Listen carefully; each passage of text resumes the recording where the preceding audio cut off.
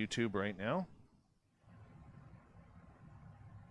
Hey, everybody on YouTube, what is going on as we are in the running right now for 15,000. 15,000. We cracked the 10,000 mark on Skype, on YouTube just yesterday. We're now 10,010. So when I get the t-shirts made up, I'm going to do a draw or two on some good swag going on, and I'm pretty happy about that, but we got to keep pushing. We got to keep going because we got to set new goals. Our next goal will be 15,000, and I'll probably do another draw then, so make sure you spread the word on what we are doing with our YouTube channel. We really appreciate it. Our guest tonight is Pane Andov, and we're going to bring him on momentarily. And let's give a shout out, as we do every night, to everyone who's come in early to listen up to the show. Hey, Jack Clark, how are you? Space Cow, good to see you. The gorgeous and talented Steph Dickey, good to have you here. Brett Lewis is here. We can officially start the show. Bigfoot Rob, always a pleasure to have you here. Hi, Sandra Piper, you're looking awesome tonight. Hey, it's John Sadler, everyone. He's signing autographs after the show. Inform your line to the right, just outside the studio. Commonwealth Andrew, good morning to you. Rooted in sacredness. I'm sacred too. How are you? The beautiful and talented Cat Chaser, there you are. Welcome back to the show. Boz Monster, how you doing, man? Bee's Nest, always a pleasure to have you here. Tommy Lee, Ireland, good to have you here, drumming away. Appreciate you. Steam Train Mark, down in Australia. Please let us know how tomorrow is looking since you live in the future, and am I alive? Please update us on that. Anthony, always a pleasure to have you here. Thank you for coming on in as we continue our scroll down. Jacobo, always a pleasure. Thank you again, Cat Chaser, for kicking off the super chat tonight. It's a great way to support what we do on this show on a nightly basis, so thank you. Millennium, how are you, my friend? Good to have you back. Dirty Filth, you're looking filthy as ever, and I love it. Hey, Ross, always a pleasure. And Solar Warden, good to see you. Fast Hemi, Lord of Land, always nice to have you around. And who else do we got here? Elliot, good to have you here. Jim Lucier, thanks for coming on in. Appreciate you. And my screen jumped. Mr. Apnea, always a pleasure when you are awake, my friend. Ghost 66, boo. Hello, Desert Clam. Good to have you here. Fapster, Slim, Solar Warden, Middle Child, always a pleasure. Grandmaster of. What are you the Grandmaster of? That's what I want to know. Hey, Spudgy, good morning to you over in the UK. Hi, Jenny. You look lovely this morning. Chris Jarvis, good to have you here. All the way in Singapore. Ibarata, thank you for joining us. Really do appreciate you, my friend. Hey, Drake, the Jim Christie is here, everyone. The Jim Christie. He will be signing autographs as well. Line up to the left of the studio after the show. We appreciate him. Brian Bowden, 10,000 podcasts and up. We can't wait for the start of that one, my friend. Appreciate you, man. Thank you for tuning in. 11. It's only 9:03 here. Hey, sweet Donnie C. Richie Hilke, good to have you here. Thank you for coming on in. Zach Martin, welcome to our chat room. 11 as well. Welcome to our chat room. Showtime, good to have you here. John Sadler, thank you so much for the super chat. Really do appreciate that. Always appreciate it. Stu Gerson. Right there, my friend. Stu effin' Gerson is here. That's awesome. Hey, Michael Boyle, how you doing? How's the Cherry Pepsi tonight? And hello, Joyce. Hello, Joyce, if you're watching. I'll give you the wave. Not Michael, but you I will. Hey, Dutch. How you doing, Dutch? Good to have you back, man. Eugene, my brother, how are you, my friend? I love you, man. And I think we're caught up as of right now, everyone. I think we're caught up. And Payne, how you doing, my friend? Are you ready to get this thing going here in about a minute and a half? Hey, Dave, thanks for having me first. Well appreciated. Oh, yeah, okay. Good to go, mate. Really, really good to go. We have a lot of information to share. Oh, we're getting into it. We're dropping, I'm going to use a hockey term. We're dropping the gloves and we're going for it tonight. That's it. Fabster, thank you so much for the super chat, man. You always take care of us here, man. And I'm so appreciative of you and Grandma Rose and everything that you bring to our chat room, my friend. Thank you so much. You're awesome. You're awesome. Let's see here. We got about 1 minute to go here, everyone. We're going to start the one feed now. right, that one's live. And hi, gorgeous Renee. Good to have you here. And a good way to support this show, as you can see, is by the super chat. Also, if you're new, hit that subscribe button. We want 15,000 by my birthday, May 24th. 15,000. Bassmaster, good to have you here. Or is it Bassmaster? Are you a fisherman or a bass player? Let us know. And let me say thank you, everyone, for the 10,000. It was a big push to get there on our channel, and we're there now. It's great. Hit that subscribe button. Give us a thumbs up, thumbs down, whatever you decide that we deserve. Give it to us. We can take it. We're big kids around here. A great way to support this show. Do a little shopping at the SOR Vault. Facebook.com/the SOR Vault is the address to our show or our store. Here comes the show right now.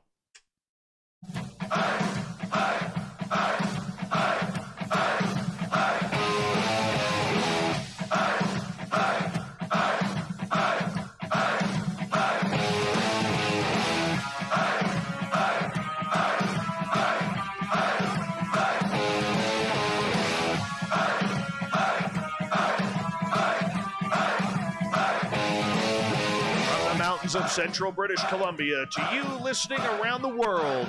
This, my friends, is Spaced Out Radio. I am your host, Dave Scott, sitting in the captain's chair of SOR headquarters. We welcome you to tonight's show on our terrestrial affiliates around North America, digitally on TalkStream Live, Revolution Radio, and KPNL. If you want to take a listen to our archives, they are free for you at youtube.com/Spaced Out Radio. Do old Davey the favor, hit that subscribe button. Follow us on Twitter at Spaced Out Radio and on Instagram at Spaced Out Radio Show. Our website is spacedoutradio.com, where we have a plethora of features for you, including rocking out to Bumblefoot and reading up on Captain Shirk's SOR Newswire. Tonight's show is brought to you by Chive Charities. Help make the world 10% happier by visiting Chive Charities today. You can find them on our website. Oh, do we have a treat for all of you tonight. This is going to be a fantastic show, as Pane Andov is joining us all the way from Australia.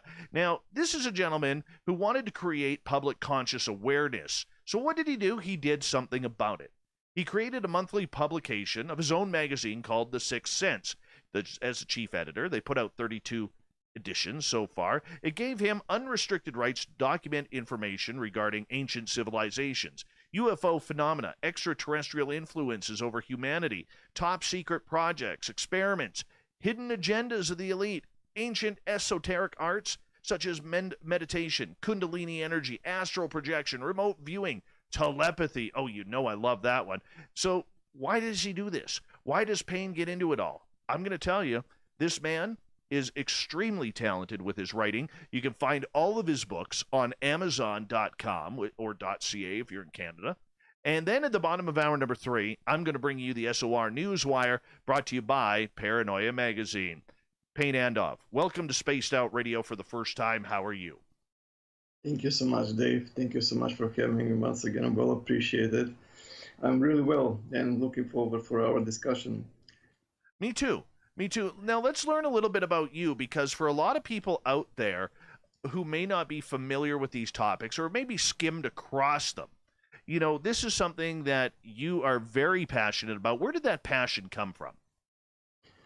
It's been a long journey for me, over 30 years, Dave, and practically it started with a close encounter of the fourth kind when I was only 7, and then they have actually changed my DNA functionality to a high degree, so to speak, and I started to experience the so-called astral projection and similar phenomena.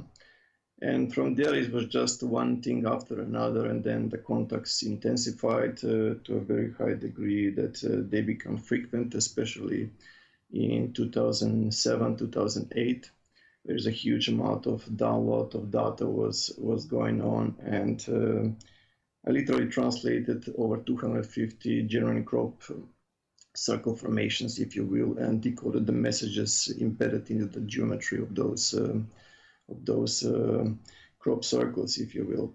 But probably the best thing to do is just to start from the beginning, how it all started, so to speak. You know. Yeah, let's go. I was 7. Yeah, I was 7 at the time, and I was born in Skopje in Macedonia. in Europe. And my brother Milan Chandov, he was 14 years older than me. He's gone now, unfortunately. But at the time, he was training martial arts. He used to, go very close to the house that we were living at the time and to train his martial arts. And from time to time, he used to take me with him. And one evening, nothing special, nothing particular. It was very nice, clear sky, blue, full moon. And as we were walking along the river, I was just watching at the full moon, and there appeared another object. And then I asked my brother, because I was only 7 at the time, how come there could be 2 moons? When I didn't got any response from my brother, I just looked at him, and he was just staring with open mouth, and this object was approaching fast, and it came about 50 meters from us, and I was able to see clearly that it was literally glowing with orange, red, and yellow pulsating light. It was like a burning fire, so to speak, like the entire surface of the objects was like alive, like nanotechnology, under some alien artificial intelligence, so to speak. And the next thing that took place, there was a huge white flash. And the moment that the white flash appeared, I immediately felt the difficulty of breathing and the weightlessness. And the loss of weight lasted about 10 seconds or so until the whiteness started to disappear a bit. And I noticed like a opening, and there was like some silhouettes that were visible. As the whiteness started to, rapidly decrease, I noticed that those silhouettes that are standing and looking at us, they're not human. You can just imagine the adrenaline rush, so to speak, the 7-year-old boy, when he's seeing, creatures which are not human. I was not prepared for that at all. But immediately they contact me, and I heard in my head, in Macedonian language, that not to be afraid, that they're not here to hurt me. And one of the creatures actually gave me a hand, which I took it, and after they took me through a certain like a passage, I was actually taken into the interior of the ship. So in contrast with some of the abductees, which are just having foggy memories of, certain elements of their, abduction experiences, similar things, I was clearly seeing everything. The entire ship was made completely from nanotechnology, so to speak. The walls itself, there was like some form of like a plastic that looked like a plastic that was literally, there was like a rainbow light that was going on this plastic, and there were certain like dark windows that I was seeing, and everywhere the creatures were looking. There were algorithms in the alien language and certain statistics that they were using, but there were no hardware or software that we are familiar. It was all like a virtual reality holograms that they were actually doing. And they said that in order to be sure, they have to run certain tests. So at that point, I lost my brother, and as soon as we went through, the creatures, by the way, were very different. They were a lot smaller. The head was bigger, the eyes was bigger, and was changing color, and they had four fingers and 4 toes, and the skin was more like a whitish grayish, if you will, more like a dolphin type of skin, if you will. And I obviously they were communicating telepathically, and in one point, one of the creatures literally waved, and there was like a levitating, rectangular, like a monolith that appeared, and they actually said, just lie down on that one, which I did. And then the other creature just looked up, and there was like a source of light that appeared, and immediately like a laser beam started to go on my body and the skin. I didn't feel any pain or whatever. It just felt like a more colder or warmer sensation, if you will. So I don't know what they were doing at the time, but later I understood that they had the technology literally to scan the life force itself. In other words, all your past incarnations and the journey that you have taken for the last, let's say, 10,000, 20,000 years plus, which is accumulated into the immaterial part of the DNA, if you will, what the life force or the soul is keeping, so to speak, when it's traveling from body to body or life to life. And what they were actually after is, the experiences, the aspirations, and so on and so forth, And they said that they are glad that they have found me before the others did. I didn't know who are the others at the time, but I know perfectly now. And the sensations from the skin, they stopped, and then immediately they were transferred to the right side of my head.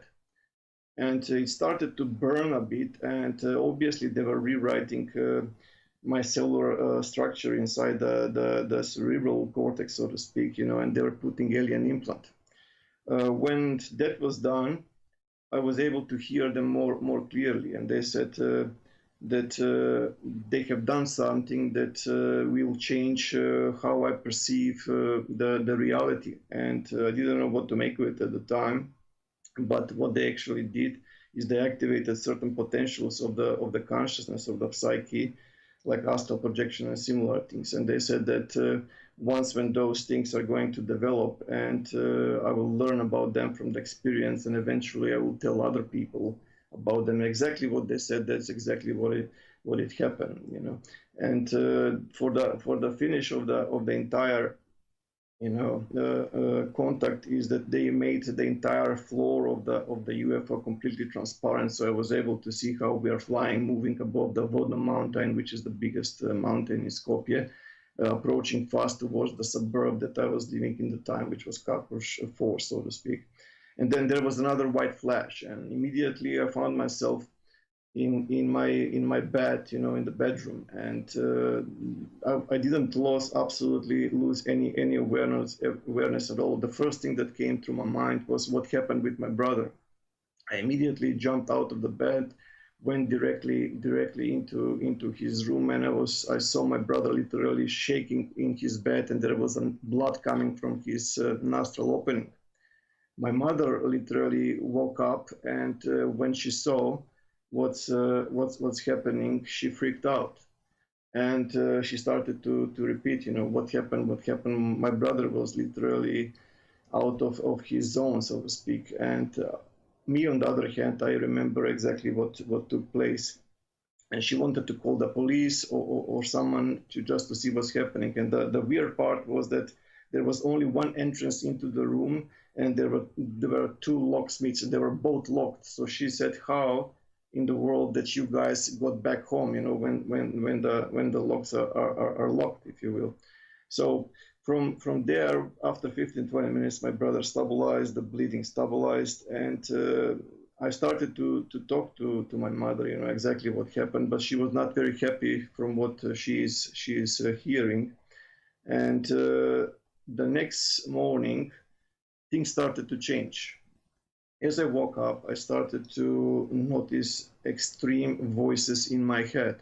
And those voices were the exact thoughts of my brother, my mother, and the people around me. And what is even more interesting is as soon as I went through some like a sharp edge or very close to like a corner of the furniture or something, I felt like something is cutting me, like the sensitivity of my auric field, if you will, became so sensitive, so high that I was able to feel things on a distance, if you will. Before I touched the pen, so to speak, I felt that the pen was vibrating, and similar stuff.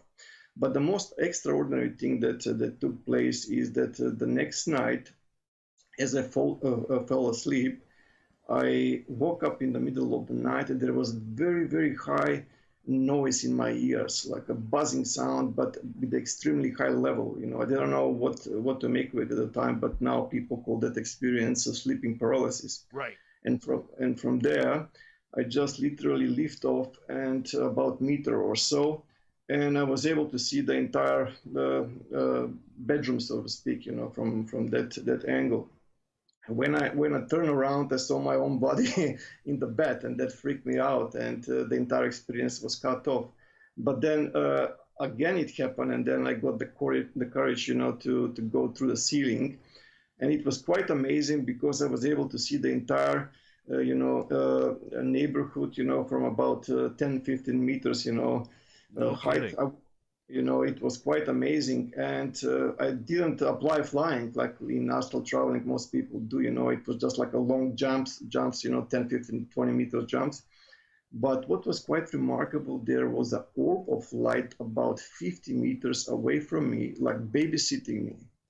all the time, wherever I was going with my transparent, because my entire body was transparent. You know, I was watching in my astral body, and the entire phenomena of the supersonic force, if you will, you know, lasted a couple of weeks, and unfortunately ended with the incident one night just before I actually went to sleep. Once again, I was only 7 at the time, you know, and my brother and my mother, they used to use like electrical blankets. I don't know if you remember those, a long time ago, you know, we bought them from Germany. And you just plug it in, and it warms out the bed, so to speak. And in 10 minutes, you know, it's completely, because it can get really, really cold, you know, minus 15, 20 degrees Celsius, you know, and even lower. And the moment when she actually put the blanket, she got a phone call from her neighbor, you know, and she said, "Look, can you come for a coffee?" And she said, "I'm just preparing to put Pane to sleep." And after a conversation, she was convinced, and we took off, you know, towards the neighbors. As she is drinking coffee, I'm starting to see multidimensionally. I'm seeing the children of the neighbor, you know, as that I'm playing with, but in the same time, I'm starting to seeing smoke coming from the bedroom.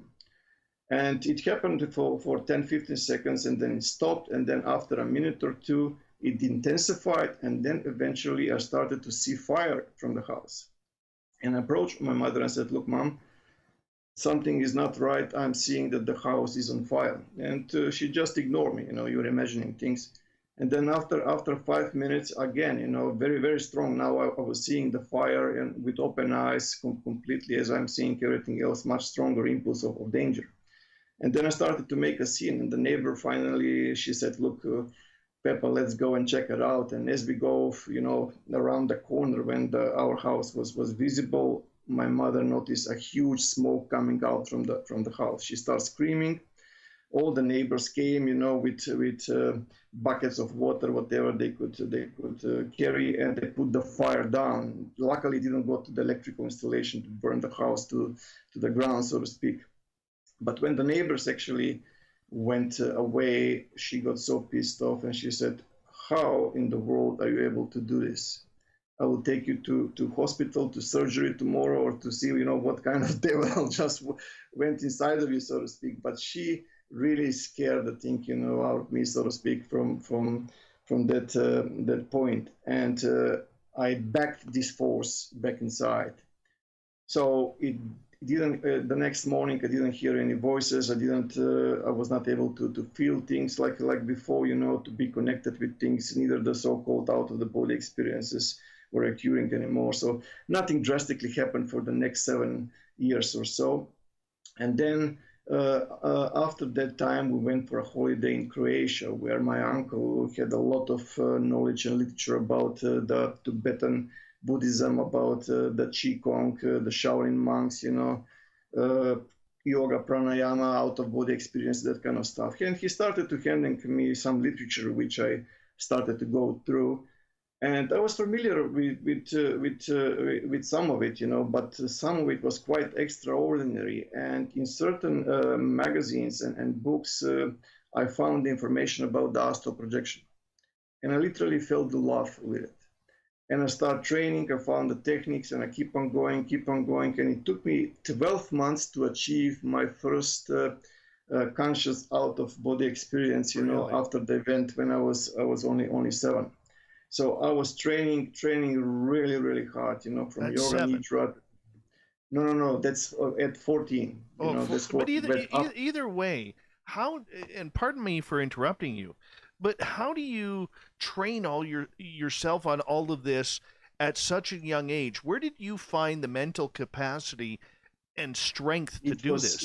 It was installed through the implant and through the communication, because they never stopped monitoring me, if you will. The way I see it, how my life unfolded, you know, after the event that took place, the time was 7, and the break of the 7 years, you know, all that break, you know, they were always there watching me. And when I got 14 or so, that's when I started progressively researching, training, from Tai Chi to kundalini yoga, you know, to yoga nidra and similar stuff. There was a specific technique that I was applying, which required a total relaxation, which took me around 50 minutes to achieve, where the magnetic pulling between the physical body and the astral body weakens to the point. And then I applied certain visualization of certain techniques, of certain symbols, until it got to the point that I was entering the vibrational state or the sleeping paralysis, something similar. And then I was taking out. But this is where the good part comes out. Okay. At the beginning, my out-of-body experiences were not long. I was lucky if I was able to get out of the body for 15, 20 seconds, sometimes a minute, 2, 3, and so on and so forth. But as I started to progress more, I introduced the training with the ESP cards or the Zener cards. Luckily, I had a huge number of friends, and many of those friends, were helping me to train blindfold. I was actually pushing 7 hours per day, believe it or not, for months and months and months, and until it get to the point that all those astral projections that I was actually taking were prolongated more and more. It just prolongated to 20 minutes, half an hour, then 40 minutes, and so on and so forth. So in one suburb that I was living at the time, which is called Novo Lisice, I did thousands of out-of-the-body experiences. I watched exactly how it's happening, how the orbs are doing that kind of stuff and all that thing. And then the communications with the extraterrestrials reappeared again. And this time was also with the negative ones that were not happy. Why? Because there is certain programs that I will speak about later during the show that are on play, so to speak, that are running, which are preventing the human consciousness to be aware on astral plane and that immaterial part of the universe, if you will. So I asked the ETs, what is going on, and they said that the entire solar system, unfortunately, has been in quarantine. And I said, what do you mean? And they said, you will learn in time by your own experience. And I was so keen to depart the planet with my astral body, but unfortunately, every time when I was flying up, I was reaching about 40 kilometers altitude, and then I was hitting like an invisible ceiling, and my astral projection cut off immediately, and I just either was feeling how I'm slightly, sinking into the physical body, or I was seeing my physical body and gently, combining with it and waking up physically. And then I asked, the ETs, how come I can't depart the planet?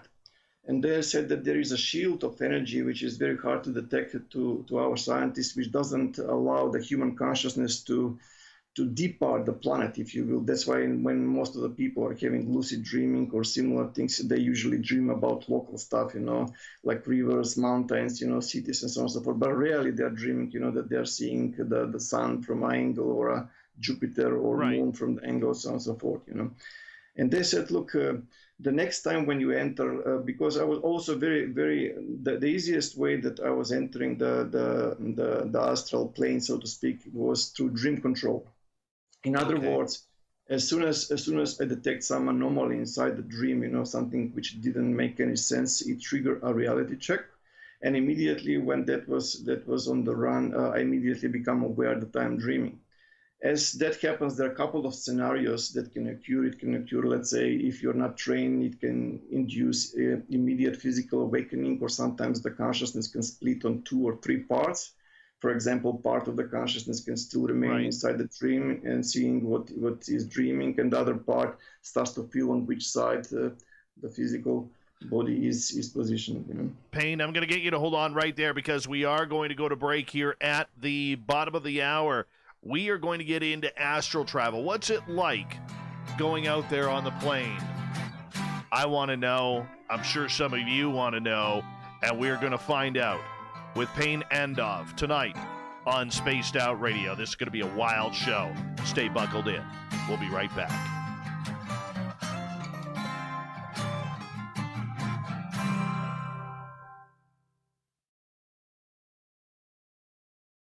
That's a good, solid first half hour, man. Wow. Yeah. Fantastic story. That's beautiful. Yeah. Yeah, it happened. It was remarkable, you know, and how the life unfolds further, I will explain, and many things will start to make perfect sense. You will see. You know. My journey was always to find the truth as much as possible and to Oh yeah. find the answers. You know. See, I wish with my experiences, I wish they would have happened at a younger age. I really do. Like mine didn't kick in until I was, well, it was 2011, and in 2011 I would have been 38 years old. I feel a little Okay. ripped off by that because I would love to have some of this stuff happen when I'm at a younger age. I totally would. Yeah, here. Look, when we are done, when you're free, I can just set up a, you know, 2 3 hours on Skype with you, and I will show you some tips. You know, tell you some tips and moves that we, because I have thousands of students worldwide. You know, that I'm teaching this, and the age can be a factor sometimes, but not always. You know, if you change the dynamic of how you function, you can still achieve it and at the age that you are now. You know. Oh, I agree. I totally agree. I can do some pretty funky stuff now. I don't really talk about it Okay. in front of the audience, but I mean, I can do some funky stuff. I have no idea how I do it. I just know that I can. Yeah, I hear you. I hear you. Look.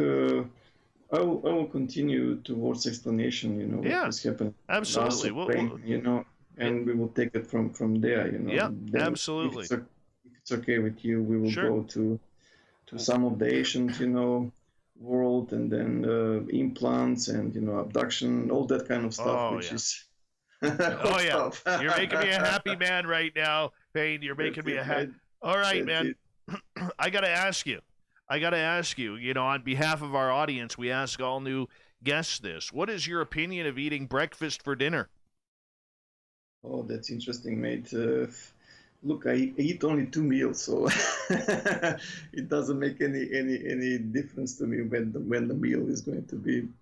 But I hear, you know, I understand what you're saying. Are you eating pancakes or ham and eggs at dinner time with some hash browns? I am vegetarian and vegan for the Oh, last 12 years, you know, straight. So haven't tasted fish or meat good for for you. a long time, mate. Long time. You Hmm. know. Good So, for you. Good for you. I'm not. I can. I yeah, can. that's I all right. tried. I couldn't give up bacon. Fair enough. Fair enough. Maybe in time, who knows? You I couldn't give up bacon. That's screwed me right up. know.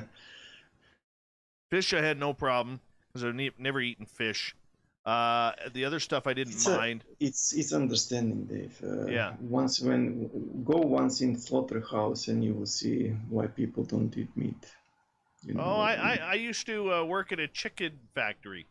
Yeah, there It you go. doesn't bother me. Doesn't bother me. You're used to it, you know, but many people, as soon as they get into the slaughterhouse and see what's happening, it changes them completely, you know. And it's absolutely unnecessary, in my opinion, to hurt, you know, animals or whatever, because they have feelings, they have So does sense. grass. So does grass and Exactly. trees and Yeah, plants. You absolutely. can't But use that still, argument.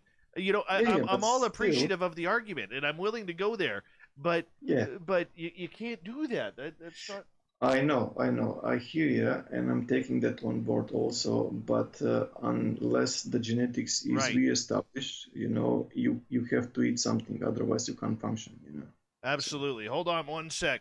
Hey, we uh, got Gary the Dutchman in our chat room tonight, and he is the owner of one of our sponsors, Mighty Moose Beard Oil. Go to mightymoosebeard.com, where we use a little bit beard oil here, real simple.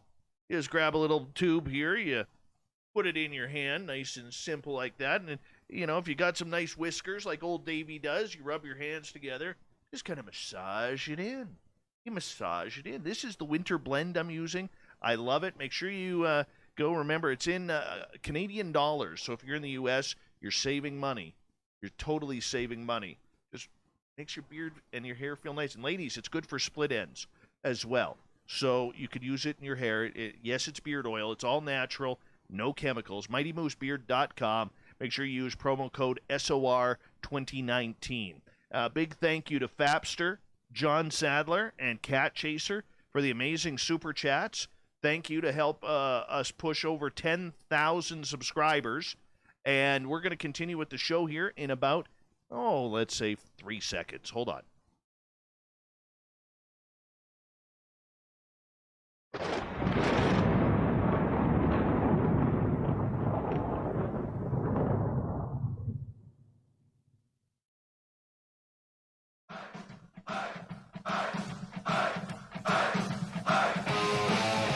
Second half hour of Spaced Out Radio is now underway. My name is Dave Scott.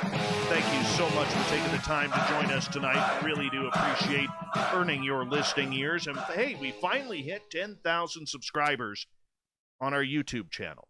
Wow, 10,000. We're going for 15 now by May 24th.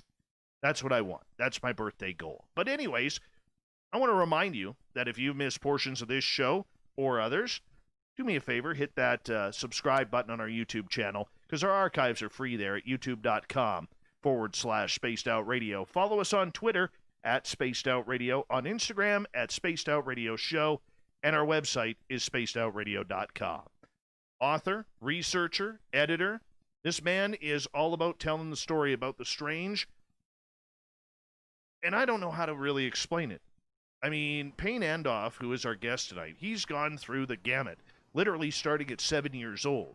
And now here we are, a number of years later, and he is a leader in this field when it comes to describing everything from telepathy, astral projection. You can find all of his books by going to Amazon.com. Pane, welcome back. Thank you, Dave. So as I was explaining, I was most easily entering the vibrational state through dream control. So any inconsistencies or anomaly inside the dream, it was immediately detected by my consciousness. And as soon as that was happening, I realized that I'm inside the dream. As explained previously, there are a couple of things that can occur during that realization that you're dreaming. One of the occurrences is that you can either physically awake immediately if you're not trained, or eventually there will be like a split of consciousness. One part of the consciousness still remains in the dream, and the other part of the consciousness starts to feel on which side the body, the physical body, is actually lying. And the third thing is the so-called sleeping paralysis. In other words, you are pushed to a fully awakened state where you have the full access to your memory bank, so to speak. But unfortunately, there is a huge noise in your ears, and usually waves of energy that you're experiencing. And usually most people have a difficult time dealing, because as soon as the realization comes that you can't physically move, that's where the panic starts to kick in. And they start to use every single atom of energy to break free from the sleeping paralysis, if you will. So first of all, I would just quickly explain what the sleeping paralysis is, and in contrast with there are many Facebook pages, about astral projection and sleeping paralysis, and I have visited most of them. And most of those, they have no real understanding of what is going on. So let me just quickly explain what is happening in my understanding. We are immaterial consciousness, immaterial living force, which is living in a seven-dimensional universe, if you will. So we have a host or a body, if you will, a vehicle for every of those 7 planes of existence. The first body is the most densest one, which we call the physical body, which actually, it accommodates us. We can move through this physical plane of existence. The second one is the so-called etheric body, which is a perfect duplicate to us. It never departs the physical body unless in 2 situations, either through the process that we call physical death, when the higher principles of consciousness depart the body for the last time, and in the same fashion as the physical body decomposes over time, the etheric body stays around the graveyard, so to speak, that it decomposes over a longer period of time, so to speak. And the other occasions is if the ETs pull it out for certain very complex surgery or protocol which is needed. In other words, it never departs the body because it's in tune with the nervous system of the physical body. That's where all those chakras or energetic channels are interconnected, and we are talking about 72,000 energetic channels interconnected with 77 basic energy centers, out of which 7 are primary, and they're located in the spinal cord area. And the next one is the astral body, which is completely transparent, immaterial, in contrast with the etheric body, which is half material and half immaterial, so to speak. The astral body is the first vehicle that we can actually utilize, which is from immaterial nature, so to speak. And there are other vehicles above, or more sophisticated, more profound, more energetic than the astral body. So in other words, what practically happens during the sleeping paralysis, as you actually enter the dreaming state and you realize that you're inside the dream, and that actually triggered a reality check, and then instead of achieving how should I put it, astral projection or physical awakening, you are pushed to the bed, but you can't move. You can't move because the consciousness didn't return to the physical body. It returned to the etheric body, where all those energetic channels. That's why you feel the energy that sometimes runs through, because people sometimes report that the energy runs from the feet point and goes straight up, or to the base of the spine straight up. In either case, there is like a hum or a noise or a buzzing sound, which is appear which no one else can hear, because that's the energy of the kundalini force, if you will. So in other words, the consciousness can't move the physical body because it's not synchronized with the physical body. It's synchronized with the etheric body. So there are two exits out of this condition, as the extraterrestrials have taught me, so to speak. The one exit, if you don't want to achieve out of body travel or similar thing, you just need to calm down. You don't go to panic, never. You just calm down, and as you calm down, the buzzing sound will start to decrease, in strength. The energy level will decrease, and from buzzing sound of this, like a, it will go, and as it slows down, you will start to feel your fingers again. You will start to feel your toes again, legs, and so on and so forth. In other words, you'll be able to move your physical body again. So what actually took place is that the consciousness desynchronized with the etheric body and synchronized with the physical body again, where you can control your brain, and through the brain and DNA, which is the executive software, so to speak, of the biocomputer that we call physical body, you can control it.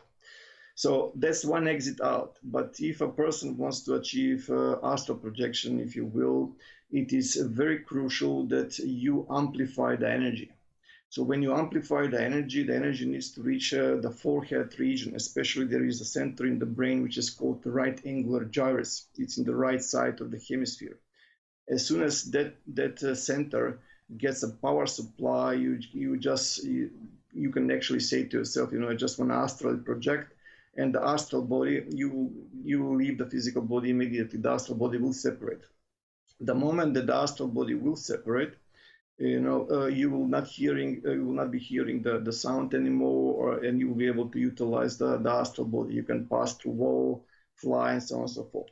So just to get back to the point that I was making before, when I was asking why I can't depart the planet, the ET said the vehicle that I'm currently utilizing, it's not sophisticated enough, or not compatible, more accurately, to depart the planet. I said, what do you mean? They said, next time when you enter the vibrational state, don't exit the physical body yet. Instead of exiting the physical body yet, despite the fact that you have a, let's say, open gate, open chance to do it, focus on something which is most divine. But they said it has to be true, it has to be honest, something which resonates. Sometimes people resonate with God, with cosmic love, brotherhood, whatever. Everyone has something which genuinely resonates with. And that's exactly what I did. The next time when I went into the sleeping paralysis state, instead of departing the physical body, and achieving just standard and default astral projection, so to speak, I focused on cosmic love. I opened up my heart, so to speak. Immediately I did that, Dave, there was like an explosion of sound. The sound that I was hearing in my ears, it was just probably 50, 100 times louder. It was killing me. The energy, usually when I was entering the sleeping paralysis, there was like a darkish bluish light that I was perceiving, but this time was like a rainbow light of appearance, you know, very similar what the ancient Indian yogis described as samadhi, if you will, a state of bliss. And in that particular phase, when I felt that it's strong enough, I departed the body. And quite amazingly, when I was departing my physical body about 2-3 o'clock in the morning, usually it was pitch black inside the house, I couldn't see much, you know, regarding to the high definition, you know, perception, so to speak. You can still perceive things, but not as good. But with this vehicle, which I further called the self-luminescent body, the entire room was illuminated because the entire aura of this vehicle was illuminating outwards. Sometimes people report, you know, getting stuck with the astral body. For example, the upper part of the astral body goes out, but it doesn't want to separate the lower part. Or sometimes people report getting stuck into the ceiling, you know, or similar things. And because of the lack of the energy, or eventually they start flying, and after, let's say, flying 100, 200, 300 meters, they start to feel like, you know, they're losing energy, and as their concentration breaks down, more, and then all of a sudden they wake up physically, you know. But this energetic body that I was actually projecting now, the moment I said, look, I want to get out from here, I passed through the balcony, I went down on the grass, and then immediately, you know, take the, you know, fists in my astral, or actually self-luminescent body, and just took off. And I passed that barrier. And as I passed that barrier, I was able to see, you know, the entire planet Earth from above, and one can only imagine the adrenaline rush. You know, it's one thing to see, you know, from the International Space Station and so on and so forth. So whoever thinks that the Earth is flat, I can definitely say from my personal experience, it's not. But the quite amazing thing is that there were orbs of light that were grouping very close to me as I departed. They were very happy with the progress. Those were the same orbs of light, if you will, that did the contact, you know, when I was only 7 and following me most of my life till then, you know. But the negative part about it was that immediately there were like a dark discs and other similar type of crafts which came, and I picked up a telepathic exchange between them, and they were not happy what the orbs of life had done, you know, like they have violated some form of treaty, so to speak, you know. And to protect me, the positive ones literally cut off the experience. And for me it was, ooh, you know, this was the first time that I actually experienced the stuff. But now it gets even more bizarre. As the time was going by, I noticed that previously when I was doing my astral projection, you know, sometimes like a 40 minutes, you know, 1 hour or so, I was not able to see the UFOs. You know, they were pretty much cloaked. Like, for example, you go outside nowadays and you shoot with a normal light camera, you don't see much. But if you start shooting in parallel with infrared or night vision camera, from time to time you start to see objects, you know, moving, information appearing, disappearing, and so on and so forth. In other words, the entire astral vision of the normal default body was limited. I couldn't see, you know, the alien beings. I couldn't see the orbs and so on and so forth. But in contrast with the self-luminescent body, I started to notice big UFOs cloaked, and it started to get into me, so to speak. I noticed that something is not right here. And in one instance, there was like a UFO craft that was around, I don't know, 50, 60 meters, you know, big. And it was visible from the proximity of the balcony. So I immediately went back to my physical body. I jumped out of the bed, went to the balcony and to see it physically. And with the physical eyes, instead of UFO, I noticed a circle in the clouds, a hole in the clouds. So practically, they were manipulating us, so to speak. They were deceiving us, because quite frankly, if the aliens wants to show themselves, they will land or eventually appear in thousands above every major city, above New York, London, you know, Moscow, Belgrade, you know, everywhere. And the shadow government can't stop them, but they are not appearing because there is a different agenda, if you will. So it started from there. I started researching, and then I noticed that they are taking people without their consent. and without any agreement to it, so to speak, you know. And all this self-luminescent body that the positive ETs were saying were teaching me completely different things what I was seeing on the television, you know, what the researchers were saying, you know, what the books were saying. And the downside of it at the time, I couldn't talk with many people regarding to that. You know, they would say, "Look, you're crazy," if you know what I mean. You know, you can't talk about this experience. And I noticed that they are utilizing the orbs, you know, for certain purposes. That about more than 90% of the so-called dreams are artificially induced. Those orbs are literally sucking the information from our subconscious, and they can create a holographic reality inside the astral plane, which we perceive as a dream, depending if the eyes of the astral body it's open or closed. If the eyes of the astral body while you're dreaming are closed, you will not be able to see the physical environment in the real world. For example, the streets, you know, the buildings, houses, and that kind of stuff. But instead of that, you will be in some very dense hologram, so to speak, that you will see, you know, certain things. And most of the time, it will be very, very unpleasant, which those orbs are sucking energy through. So as I progress further into the research, I will go back to the orbs and that kind of stuff a bit later as we progress.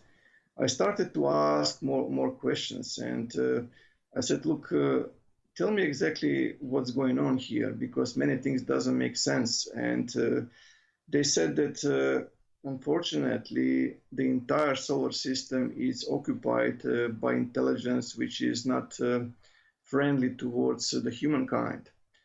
And I said, what do you mean? They said, look, on this planet, this is not the first civilization that existed. Oh, really? And this, yeah, and they said that the first colonization, because probably the best thing to do for me is to try to explain about the reality itself and what the cosmos is. Probably the best thing to do is to say that inside the cosmos or in the space there are many habitable zones, if you will, despite the fact what the mainstream, how should I put it, astronomy is telling us. And if the ancient, so to speak, Indian Puranas are correct, you know, which is a very solid source of information, which is translated from Sanskrit also, we are talking about 400,000 humanoid races just in the visible part of the universe, if you will, you know. So they have found different ways to travel. So what we are using today, unfortunately, because our potential has been downgraded, and I will actually talk about that shortly. As a rocket, you know, propulsion, they're using the so-called cosmic metro system. In other words, the black holes, you know, or the supermassive black holes and the stars are actually traversable wormholes. And from jumping into one star, so to speak, inside the star, you know, you can actually jump into this cosmic metro system, and you can travel at least 20 light years in 1 nanosecond, as far as I was explained. So in that way, they can cross far more bigger distances than that we are able to understand, if you will. And that's exactly what we are observing from the documented evidence from SOHO, from Solar Dynamic Observatory, and similar things, which means you can see like a huge cigar UFO coming very close to the sun, shooting a beam of plasma, so to speak, directly into the sun, and using cymatic sound, it opens the sun gate. And then you can see either the object just sink into the star and disappear, or eventually there are smaller objects which are coming out.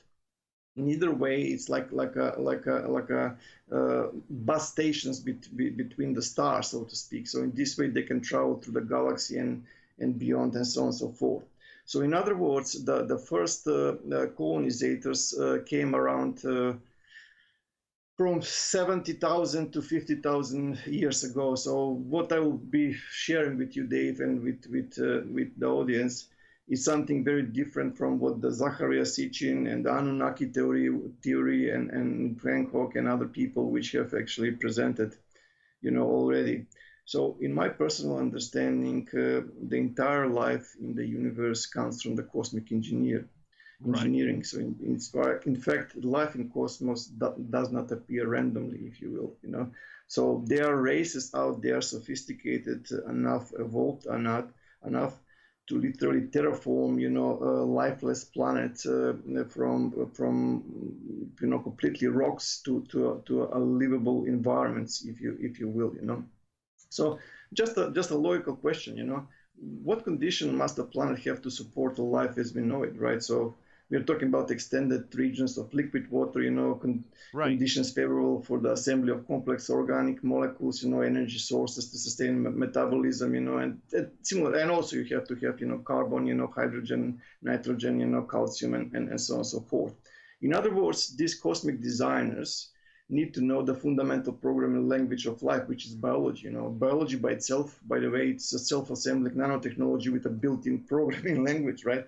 So in other words, they have to know how to code RNA and DNA, if you will. So in contrast with the mainstream academia, what is pushing, which is all corrupted, unfortunately, and the Smithsonian Institute, which is part of the Freemasons and the secret societies, is no secret anymore, unfortunately.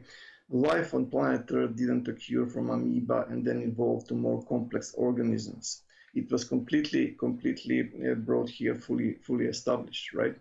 So according to their accepted planetary evolution, model of the existence and how the life appeared, they say that the planet Earth actually formed about 4.5 billion years ago, when our solar system settled into this current layout, and approximately 230 million years ago, the dinosaurs appeared, evolved from the reptiles, which is again wrong because there was like a genetic downgrade, so to speak, and the reptiles that we are seeing nowadays are evolved from something else, which I will also mention, But the interesting thing is that the dinosaurs, according to them, they went extinct about 65 million years ago, and anatomically modern humans, if I remember correctly, they appeared around 200,000 years ago.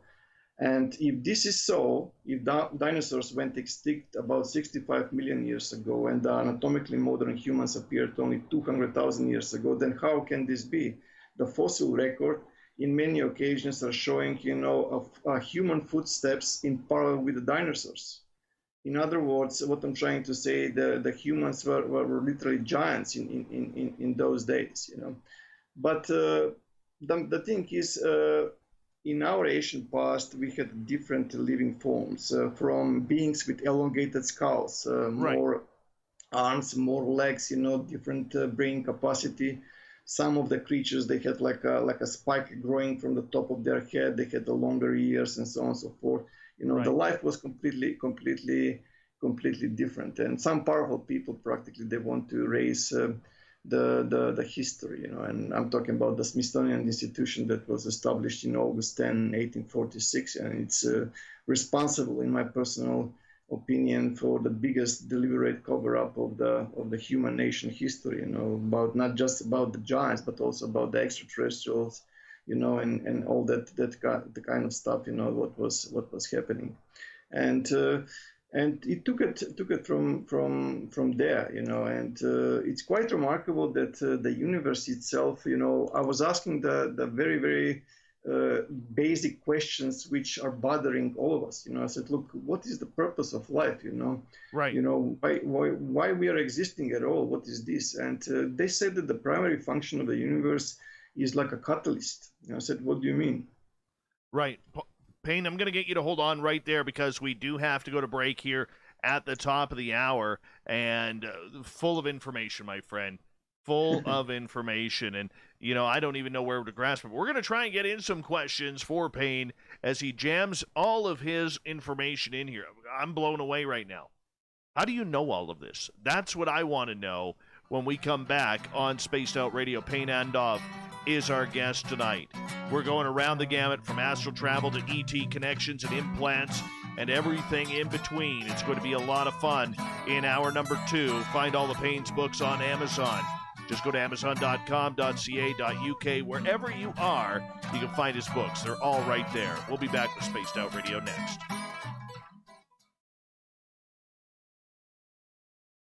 All right, my friend, I'm just going to take my dogs out. I'll be right back, okay?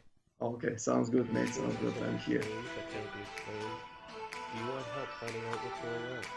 I'm Ryan Stacy, head of the Experience and Support Association, otherwise known as TESA.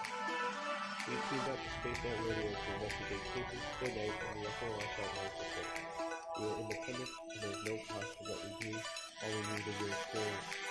Let's find out what's happening together on the SOR satellite system. We are scouring the world for the most intriguing stories of your day. Take the time to read up on the SOR Newswire, where our team, led by Captain Shirk, will deliver to you some of the best paranormal and supernatural news, along with some stories that will blow your mind from the weird to the wacky. It's the news outside the news that piques interest, and that's what we're looking to deliver to you. The SOR Newswire, only at spacedoutradio.com.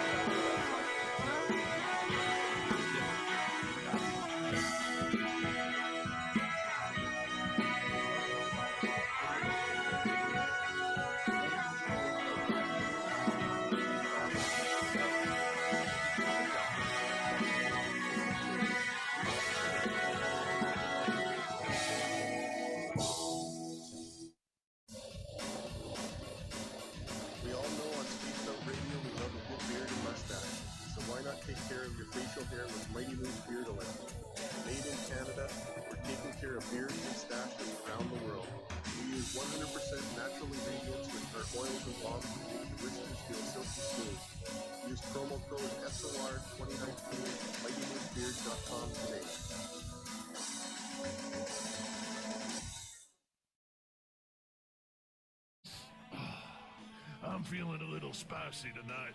What to do? What to do? Why not get Bumblefuck? 4 million Scoville units of pure hard rock. Bumblefoot hot sauces come in 3 flavors. The burning Bumble. Tone it down a bit with Bumblicious and throw the sauce on everything. Spice it up. Bumble me, baby. Bumblefoot hot sauce. Get it today at kajans.com. The party is always on.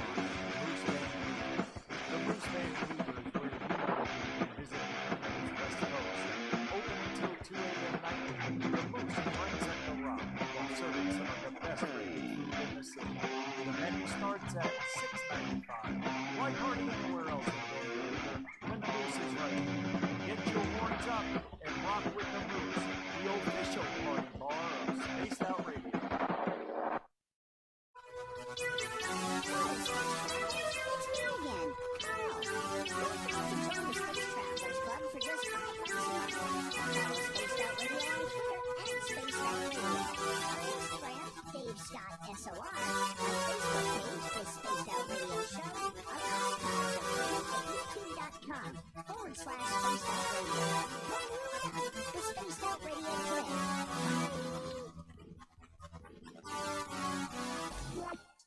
For the price of 1 cup of coffee a month, you can become an SOR Space Traveler. The Space Travelers Club is a place where you can interact with other listeners, either live during the show or on our great forum. We want your stories, pictures, comments, and ideas. You'll get live video streams, exclusive content, and be a part of our newsletter. Stay in touch with everything SOR. The Space Travelers Club is just $5 a month at spacedoutradio.com. Get your horns up with me on Spaced Out Radio. This is Ron Bumblefoot Thal. Come tune in to SOR where you can hear me rock out with Little Brother Is Watching, the official theme song of Spaced Out Radio. And then come on over to bumblefoot.com where you can find out about my tour schedule, my music, and everything else. Bumblefoot.com keeps you up to date on what I'm doing and the best way to stay in touch with my music and music camps. Sign up for my newsletter at bumblefoot.com and remember... All right, I'm back. Okay. So how long do we still have? 1 hour or 1 hour and a half? We've got another hour and a half. Nice. Oh yeah, lots of time for your message, man. That's good, mate. That's good. Sure. The way we like to do it here. That's it.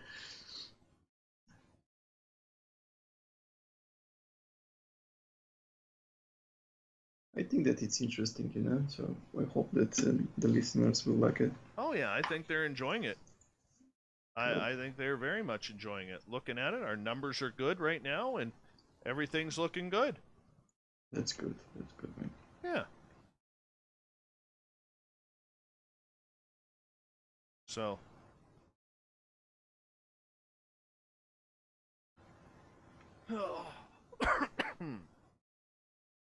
Oh, this is fantastic. Fantastic. Everybody's saying we love it. We're loving this. That's really good. Look, many things doesn't make sense at this point, but once we're very close to finish, you know, it will start to make sense in a lot more. Give me 2 seconds here. Thank you, Fapster, John, and Cat Chaser for the super chats. Really appreciate the support. And don't forget to give us a thumbs up, thumbs down, whatever you feel. Here we go for the second half hour or second hour.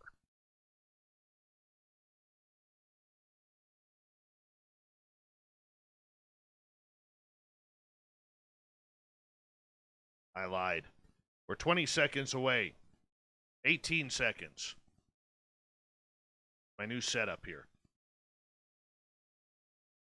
Thank you, Bombshell, for the comment on my hair. I appreciate that. Here we go, everyone. 5 seconds.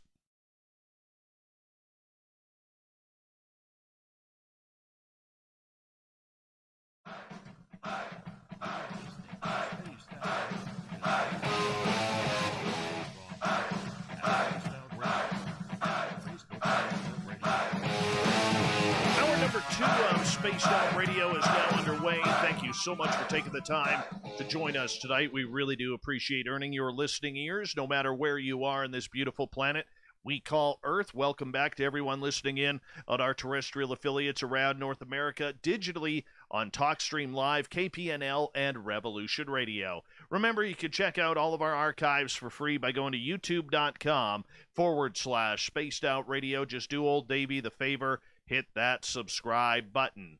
The Desert Clam has set the password for tonight in the SOR Space Travelers Club. Halolimnic is your password. Use it wisely, Space Travelers, as the Clam sets the password each and every night right here on Spaced Out Radio. Our website is spacedoutradio.com, where we have a plethora of features for you, including rocking out to Bumblefoot, and reading up on Captain Shirk's SOR Newswire. Follow us on Twitter at Spaced Out Radio and on Instagram at Spaced Out Radio Show. Tonight we talk to Pane Andov. He is an author, a lecturer. He is studious, very studious in all of the topics from UFOs and ET contact to astral travel, telepathy, consciousness, and so much more. He is an author of many, many books. All you got to do is type in his name on Amazon. The books are all right there. And, man, it's just incredible the talent this guy has. Pane, welcome back. Thank you, Dave. Appreciate the kind words, mate. So, as mentioned, you know, I started to ask the real questions, you know, right. Who we are, you know, where did we come from, you know, what are we doing here, where are we going, where everything around us is going, you know, and what is this universe? And through holographic projections on the astral plane, they explained a lot to me, and they said you have to understand that the primary function of the universe is completely different from what your species understands, if you will. They said that at the beginning of the time, so to speak, there was a huge, enormous, gigantic consciousness which actually spread all around the universe and created 7 planes of existence. And the closest translations to what they were referring is that you can actually refer it as the great cosmic designer.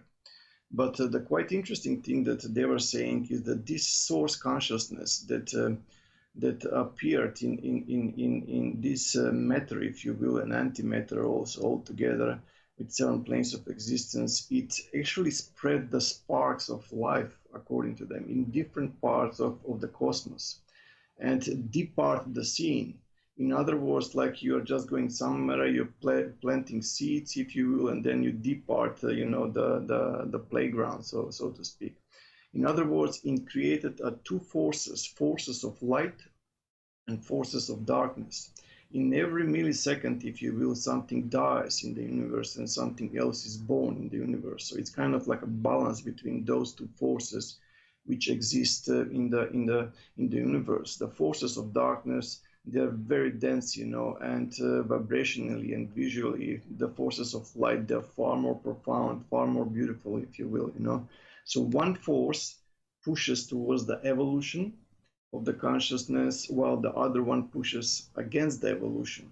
And then I asked further, what that exactly means. And they said that the entire universe is practically a gigantic cosmic womb to deliver a new cosmic superconsciousness. In other words, the source consciousness that actually came into this universe, it planted the seeds and then it retracted, so to speak. So the other thing is that the purpose of the creation was to serve as an evolutionary catalyst, a school that conscious living forms would learn, mature, evolve through a variety of cosmic experiences, if you will, And its final stages of evolution, each species becomes one single conscious entity and bonds with this cosmic superconsciousness, if you will, that is by now, by this time, a sum of probably millions of other species in the universe that have already evolved and left the material world behind, if you will,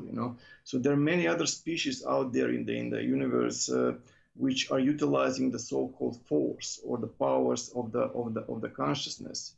Some are utilizing for greater good, for their evolution and spreading of the harmony and peace, while other ones are using the force for evil, selfish, and destructive purposes. Unfortunately, in this solar system, there is type 2 class civilization and occasional visitation of type 3, class civilization, which is very, very negative, and it took control thousands of years ago over this solar system. So that's something which I will explain as we go. But nevertheless, it is once when a certain species goes towards the path of darkness, it's a path towards a self-destruction, if you will, And as mentioned, those two forces, the forces of light and the forces of darkness, are both intelligent. They have both intellect, they have both different powers, different vibration. And the thing is, when this force of light notices that certain species is very close to its final stages of evolution, from the material to the immaterial as an entire species, so to speak, it sends its emissaries in order to bond with this super cosmic consciousness, if you will. It always starts with the offsprings, with the little ones. In other words, as far as I was explained, it begins with children experiencing telepathic abilities, telekinetic abilities. They start to, play with the matter, so to speak. And as they grow further, they start to experience teleportation, physical levitation, and similar, effects of the force. And then eventually a point in the development comes when they start to utilize the idea to combine their own energy. For example, individual sparks, let's say 100, 200, 300 individual entities, they start to combine their feelings, their intellect, their energy into oneness. So as this progresses, and it's guided by these, emissaries of the light, so to speak, the entire race or species eventually comes to the point that it's able or it's capable to tune something which today, because of our lack of terminology and understanding, something which is called group meditation. So this group meditative state provides a certain effect which, again, through astral projection, the consciousness can depart the physical body of the individuals and combine into one super consciousness or bigger consciousness, far more powerful together than they can ever be apart. And then eventually it progresses more and more until it reaches a point that entire race, entire species, if you will, departs and breaks the bondage of the material world, if you will. It just literally departs the physical body and joins as one heave, one unity into this gigantic cosmic super consciousness. That's what they explained to me. And practically what they were saying, that the ancient Lemurians were very close to this process when the war between the Atlantis and Lemuria took place, something which I will explain in a minute. So this process of transition between the physical existence, if you will, in an entire species, segment, so to speak, can last from only a few thousand years to over 100,000 years. It's a long process, but eventually it will happen. So when we are looking in certain areas of the planet nowadays, what we call today the ancient Buddhistic temples, in Thailand, in Cambodia, in Vietnam, in other places, what we are actually looking is the ancient Rama Empire, which are the humanoid descendants from the original colony of Lemuria. They had the same principle of life as the Asians. In other words, they had the power of the consciousness. They were able to communicate telepathically. They were able to move objects with their thoughts and similar things. There was nothing like what Zachariah Sitchin and other authors are saying, that we came to be as slaves in mind, so to speak. But most importantly, those ancient Lemurians, they were able to tune into this meditative oneness, if you will, and they were almost ready, when they came into this part of the cosmos to transit. That's where the negative force, or the forces of darkness, if you will, started to send different entities, if you will, which disrupted the entire process. And it ended, unfortunately, brutally around 11,600 years ago. So Dave, in my understanding and from what they told me, there were two major conflicts in our forgotten ancient history. One was almost 12,000 years ago, or more accurately 11,600 years ago, which was more on the interplanetary scale, so to speak, because it was not just Earth that was involved. That's where the Atlantis and Lemuria were destroyed. And the other one was more recent, about 4,000 years ago, which Mahabharata and Ramayana are talking about, the Vimanas and the wars with the gods and similar things. But I will elaborate this in a moment. So just give me a second. So if we concentrate on the first appearance, how this system was colonized, in contrast from what the mainstream archaeology is pushing, like millions of years of existence, and then slowly, gradually, evolving into more complex forms, as mentioned. The entire life in this part of the space was brought from between 70,000 to 50,000 years ago, and through that cosmic metro system that I was mentioning before. As soon as they entered the solar system, from what they have shown me during the telepathic holographic visuals, they were starting to search for certain areas or certain moonlets and planets that they were able to utilize them for the host, for the transition from the material to the immaterial, so to speak, And they populated the planet that was once orbiting between Mars and Jupiter. Unfortunately, nowadays, the only thing which is left is the asteroid belt. They also populated Mars, and they populated Earth. In other words, they brought the hydrogen, everything else, they established the H2O and all the conditions, so to speak, which are necessary for a biological existence. By using terraforming, so to speak, they literally brought life to the solar system.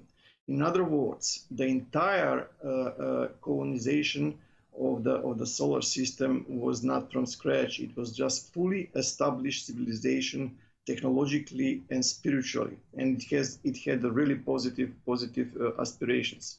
So these first colonizers, as far as they explained to me, were called the Lemurians.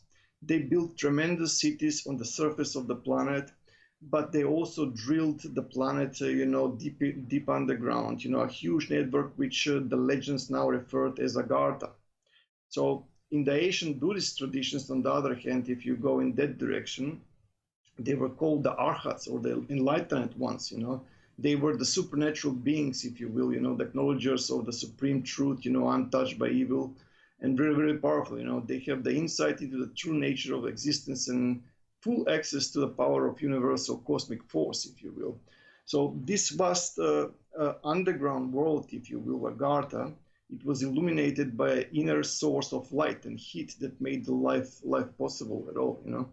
And from what the Sanskrit texts are also telling us, you know, the Agartha was governed by the so-called king of the world, or the Brahmatma. You know, some other texts are referring as a Manu, but if you search through the theosophic, you know, literature, you can find the Sanat Kumara, you know, and other terms. But in every of those traditions, one thing is common.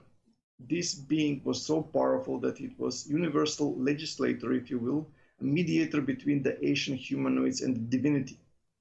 In other words, it was capable to communicate, to speak with that super cosmic consciousness that I was referring before. And it was literally preparing the entire species for the jump from the physical existence to the immaterial existence. So he was assisted by two figures, Mahatma, that was able to predict the things, and Mahagma, that make them true, if you will, you know. The language that was spoken in Agartha was called Vatanan, which is a secret language that was a precursor of what today we refer as ancient Sanskrit, and it was far more complex and profound. The capital of these Lemurians, if you will, was known as Shambhala, and the literal translation from the ancient Sanskrit means white island. So it was a white island city, if you will, you know, that existed in what today it's called Gobi Desert, if you will, which is completely, you know, under sand, if you will. So as far as they have shown me, you know, and what I was seeing, well, I was just quite stunned, if you will. They had kilometers tall buildings, you know, roads that levitate in air, you know, Vimanas, or super advanced technological flying crafts of various sizes and purposes that were capable of moving extremely fast without making absolutely no sound at all. It was like a magnificence in motion, if you will, you know. So the main source, as far as I was explained, of power was plasma energy, and under the capital would flow rivers of energy whose beneficial fluids could reach the ancient Lemurian citizens and all other Agarthian citizens of the vast planetary underground network. It was quite remarkable, you know. And it is interesting that they were using what we call today artificial intelligence.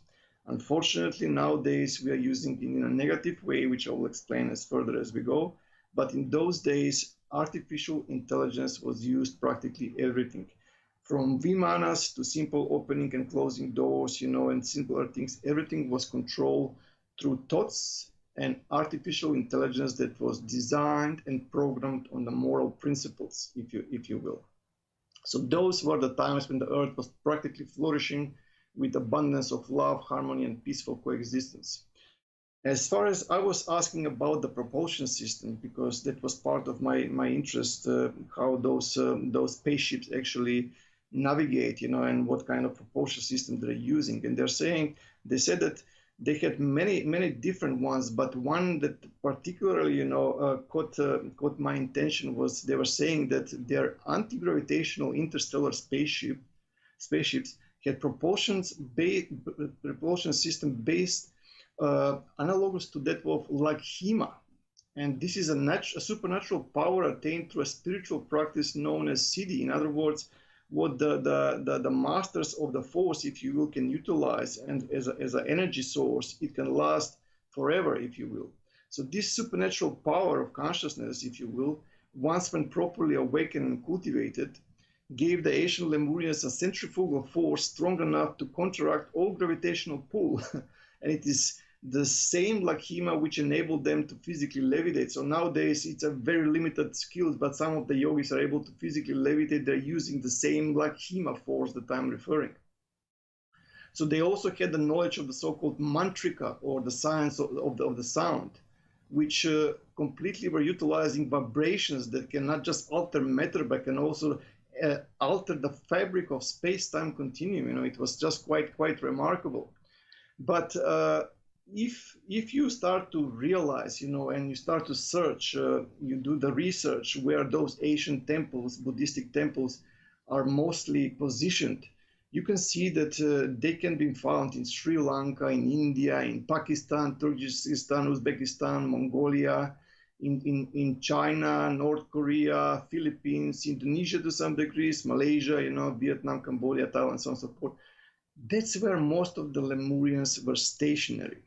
But the thing is, it goes more further than this.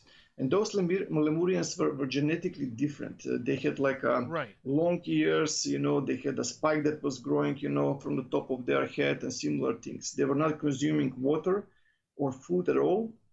They were living on prana. They were charging of a living force that was in abundance in those days, if you will, through those pagodas, if you will, that are usually visible on the ancient Buddhistic temples. They knew exactly which posture of the body, produces certain effects in the consciousness, and they knew exactly how to combine the consciousness, if you will. So in many of the ancient temples that I was studying according to what they were showing me, and then doing my own homework, so to speak, I noticed that there was like electromagnetic devices on top of their heads. In other words, those devices were utilizing power to suck the astral body out. In other words, to pull the consciousness in the astral body out and then combining them into oneness. And when hundreds of Asian Lemurians were meditating, together, they were utilizing this oneness. They were able to do group astral travels, not just from dimension to dimension, but also from one part of the cosmos to another. Far more powerful together. Another interesting thing, which is very important to mention, if you recall the pyramids in China, the Shahi pyramids, right? Which are famous around the world. Interesting shape is that on the top there is like a flat surface. And that flat surface, the deities explained to me that it was like a landing grounds for the Vimanas. And another interesting part of the puzzle comes from the Jalsimar temple in India, where it's showing the same type of pyramid, which has a flat top, if you will. There's like a grail on the top, but it's not a grail, it's a capacitor, and also they were utilizing bells, that mantrika that I was referring. So as they were tuning into global meditation, into group meditation, they started chanting, certain mantras, certain vibration, vocal vibration that were amplified by those bells that we are seeing, like in Borobudur temple and other places around the world. And they were igniting, ionizing the air. And practically they were generating plasma energy, and that capacitor, which is on the top of the pyramid, just below the flat surface, if you will, that's where the Vimana was coming and charging from it. So probably the listeners would have better understanding, when if they check my online presentations online. But regarding to the variety of genetics, these beings, some of them were half humanoid, half snake. They were called Nagas. They had more arms, more legs, 3 eyes, different body sizes. Some of the body sizes were huge, gigantic, probably over 20 meters, so to speak, because the life force or the prana itself, in those days was different. For example, if you cut yourself nowadays, it will take a while until the wound heals. But in those days, if you cut yourself, it will heal in seconds, if you will. In other words, those beings were practically, how should I put it, very close to immortals. They were living for thousands of years, and they were very close to what I was describing, to the jump. But when they were very close, as far as I was explained, the ETs mentioned that the dark side of the universe started to mess things up. It started to send a different beings, if you will, which had a different intentions for planet Earth, if you will, and the entire solar system. So between, let's say, 25,000 years ago and 20,000 years ago, the newcomers, they start to come, into the solar system, and especially on planet Earth, they started to populate more what the region of Africa, Europe, and United States to some degree. You know, it's Payne, I'm going to today. get you to hold on right there because we are going to go to break here at the bottom of the hour. Pane Andov explaining what is going on in our universe here on Spaced Out Radio. We continue with Payne right after this.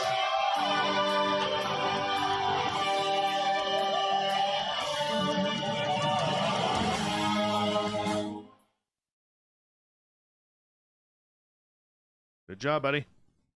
Is it okay? Yeah. Yeah. Yeah, it's different, and it's a lot of information. As I mentioned, the time is always an issue for me, you know, because in order to understand things properly, you have to observe from different angles. And once when different angles are put into the puzzle, you start to see the picture, you know. Otherwise, if you're just observing from one or two, you know, perspectives, you can't see exactly what is happening, you know. But we have another 1 hour or yeah, we have 1 minutes? hour. All right, cool. So I will try to speed up a bit, you know. I think you're doing great. I think people are getting the message, man. You're making my job easy tonight. Yeah, that's it. Thanks for having me, Dave. Well, appreciate it. Oh, no worries. No worries. Yeah. So it's quite remarkable what is happening. But if we don't understand what took place thousands of years, you know, in the solar system and you know, in the planet, we can't understand how things got to this stage, in my understanding, you know, simple as that, because you're missing a huge swath of our ancient history, you know. Oh, absolutely. So, I think it's great. Yeah, so we will see. I will try to speed up the processes. So at the end, I want to talk about the COVID and that kind of stuff, you know, the artificial intelligence. Is that okay, or you want me to avoid that topic? You know, it's Which a bit, topic? Let's say about the vaccines. Yeah, no, we're not going. I can't go there.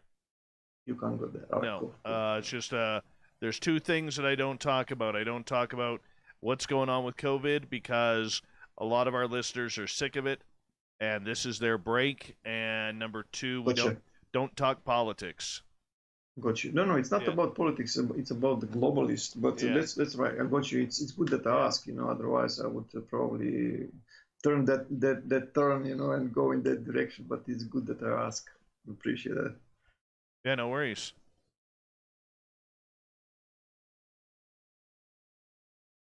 No worries. Oh, here it's humid. So much hot.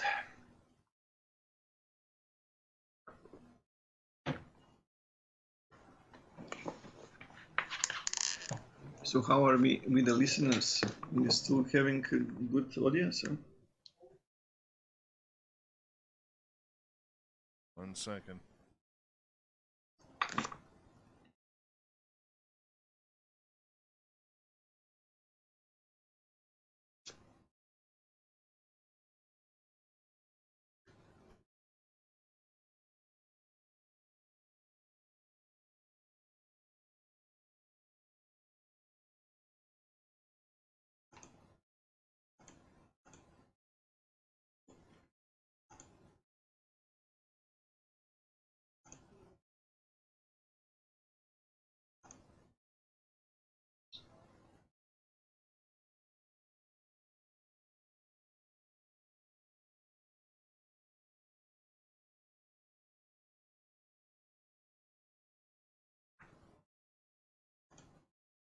All right, we've got about 2 minutes here. 2 minutes.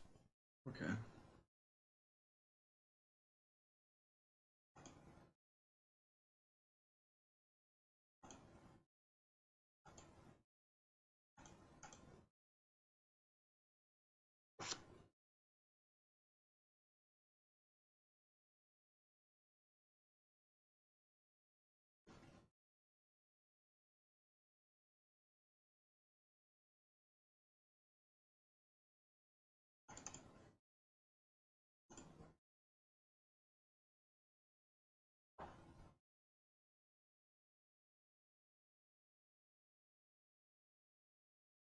What time is it over there right now? 4:30 p.m. Dave. Oh, wow. Still early for you. Yeah, it's still So early. 4:30, so you are 12. You're 18 hours ahead of me. Yeah, 18 hours, yeah. Holy cow. Yeah, if you look more further than us, it's New Zealand, so let me put it that way. You know, so they are ahead of us, you know. So.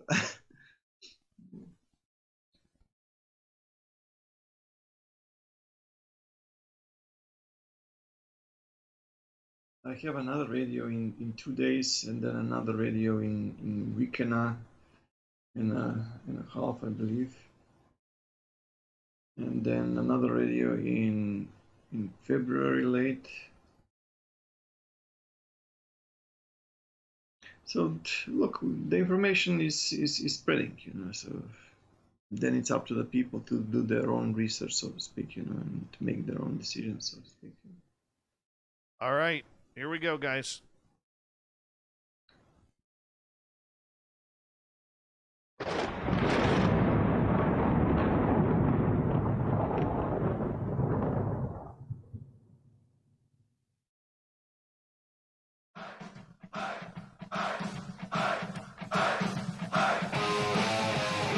We passed the halfway point of Spaced Out Radio tonight. Thank you so much for tuning us in. Dave Scott is my name.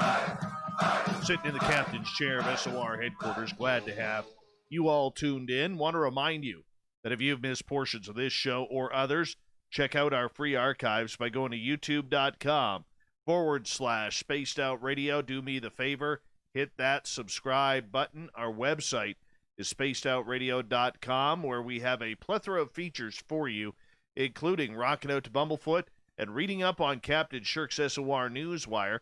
Follow us on Twitter at Spaced Out Radio and on Instagram at Spaced Out Radio Show. We continue on tonight with author, researcher, editor, Pane Andov. You can find all of his books on Amazon.com, where he has just a plethora of reading material for you. Highly recommend it. Pane, welcome back. Thank you, Dave. So, as mentioned, you know, as the Lemurians were ready for the quantum jump, you know, or evolution of their species, so to speak, the negative force, unfortunately, starts sending, you know, different beings that were not so positive. So, between 25,000 years ago and about 20,000 years ago, as far as I was explaining, you know, other beings started rapidly colonizing Earth. And it moved more towards what today it's Africa, Europe, and part of United States, if you will. So the genetics of these visitors was very different from the ancient Lemurians. Their culture and their way of living was also very different. You know, they have elongated skulls, you know, different body sizes and different intellect, and they were very, very powerful, you know. And these newcomers, they lived on a principle that superior species with certain bloodlines have a natural right to rule above other species. Instead of equality for all, as the Lemurians were practicing, if you will, and exercising, they preferred the rule of the stronger and the more powerful. So the mythological beings that we are seeing using nanotechnology, you know, like half human, half dog and similar things, they were existing in those days because life does exist. These newcomers were also utilizing, unfortunately, the dark power of the flower of life, if you will, energy field. The flower of life energy field can be used both for good and for negative purposes. Explain in my books, some of my books, and still at the time when these newcomers start to arrive, you know. There was kind of like a coexistence because the Lemurians started to backing off from the region where the colonizers were actually coming. So using diplomacy at first, you know, and then slowly introducing technological manipulation and other dark means, if you will, these visitors continued to negatively influence many of the Asian citizens throughout the solar system, including the leaders of the so-called Atlantis, because the colony that they established, that it was called Atlantis, and its peak was around 15,000 years ago, if you will, you know.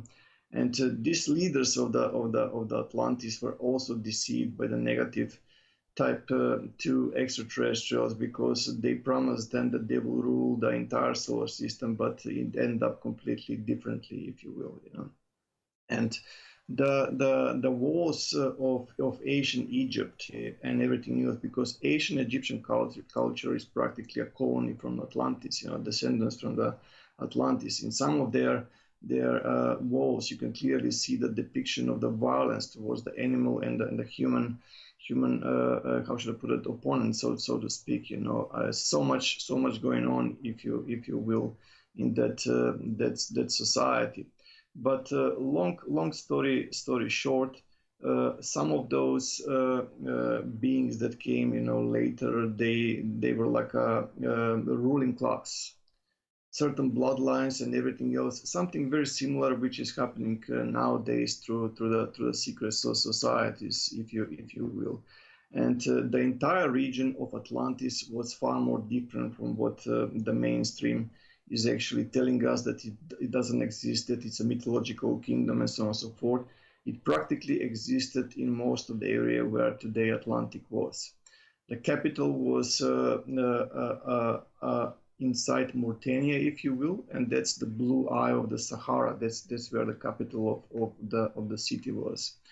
And regarding to some reference, if you will, from the history, it's interesting, the Herodotus map from 450 BC is clearly showing, when you go from Arabia to Libya, it just points towards the Atlantis, where the eye of the Sahara is, if you like.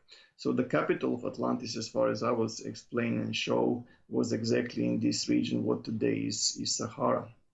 Another reference which could be also interesting to the people is that Plato also mentions this the civilization. He's saying that there were alternative zones of sea and land, larger and smaller, encircling one another. There were 2 of land and 3 of water, which were turned as if outlets, each having a circumstance, equivalent to every form of the center. In other words, what he described as a size of this Atlantis in the stadia, form, and one stadia equals 607 feet, if you will. So when you calculate all that measurements that he left, it's perfectly matching the size of the Richat, or the eye of the Sahara, if you will.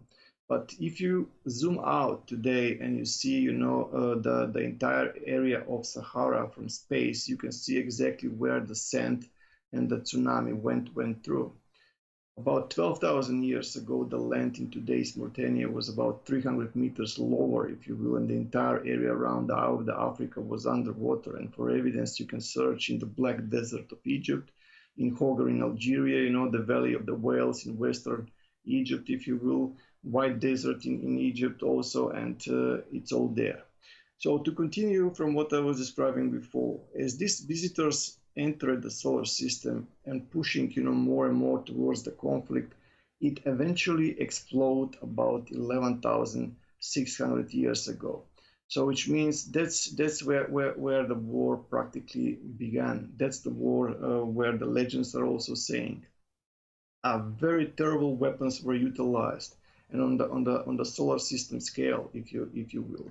Many of the craters that we are seeing nowadays around the planet, they have absolutely no evidence of meteoroids or asteroids, no evidence whatsoever. But there are certain areas where there is certain glass that was found, which indicates atomic blasts, or completely craters with absolutely no evidence of impact at all. But it was impacted either by plasma energy discharge or some other sophisticated weapon. And it's quite remarkable that they were also showing me that those found stone balls around the world, especially in Costa Rica and other places, they were utilized and weaponized to a very high degree. In other words, they were utilizing electric currents and magnetism, so to speak, to combine those balls or stone balls, if you will, into one groupation, or sometimes 3, 4, 5, of them. And then they were sent to the enemy location, and then it was literally discharged, and it was melting the structure and everything, which is quite evidence that we are seeing that some of the ancient temples are half melted or vitrified, if you will, And then when I started to do my own research, according to what they were saying, I started to research the composition of some of those stone balls that were found, in New Zealand, in other places. And I found that the material which exists inside those stone balls, partly on one part, it conducts electrical current. On the other part, it's actually insulator, which produces a perfect environment for the capacitor, which again supports what I just mentioned before. These capacitors were literally utilizing the plasma force, and when they were discharged towards the area of the enemy state, so to speak, they literally melted everything.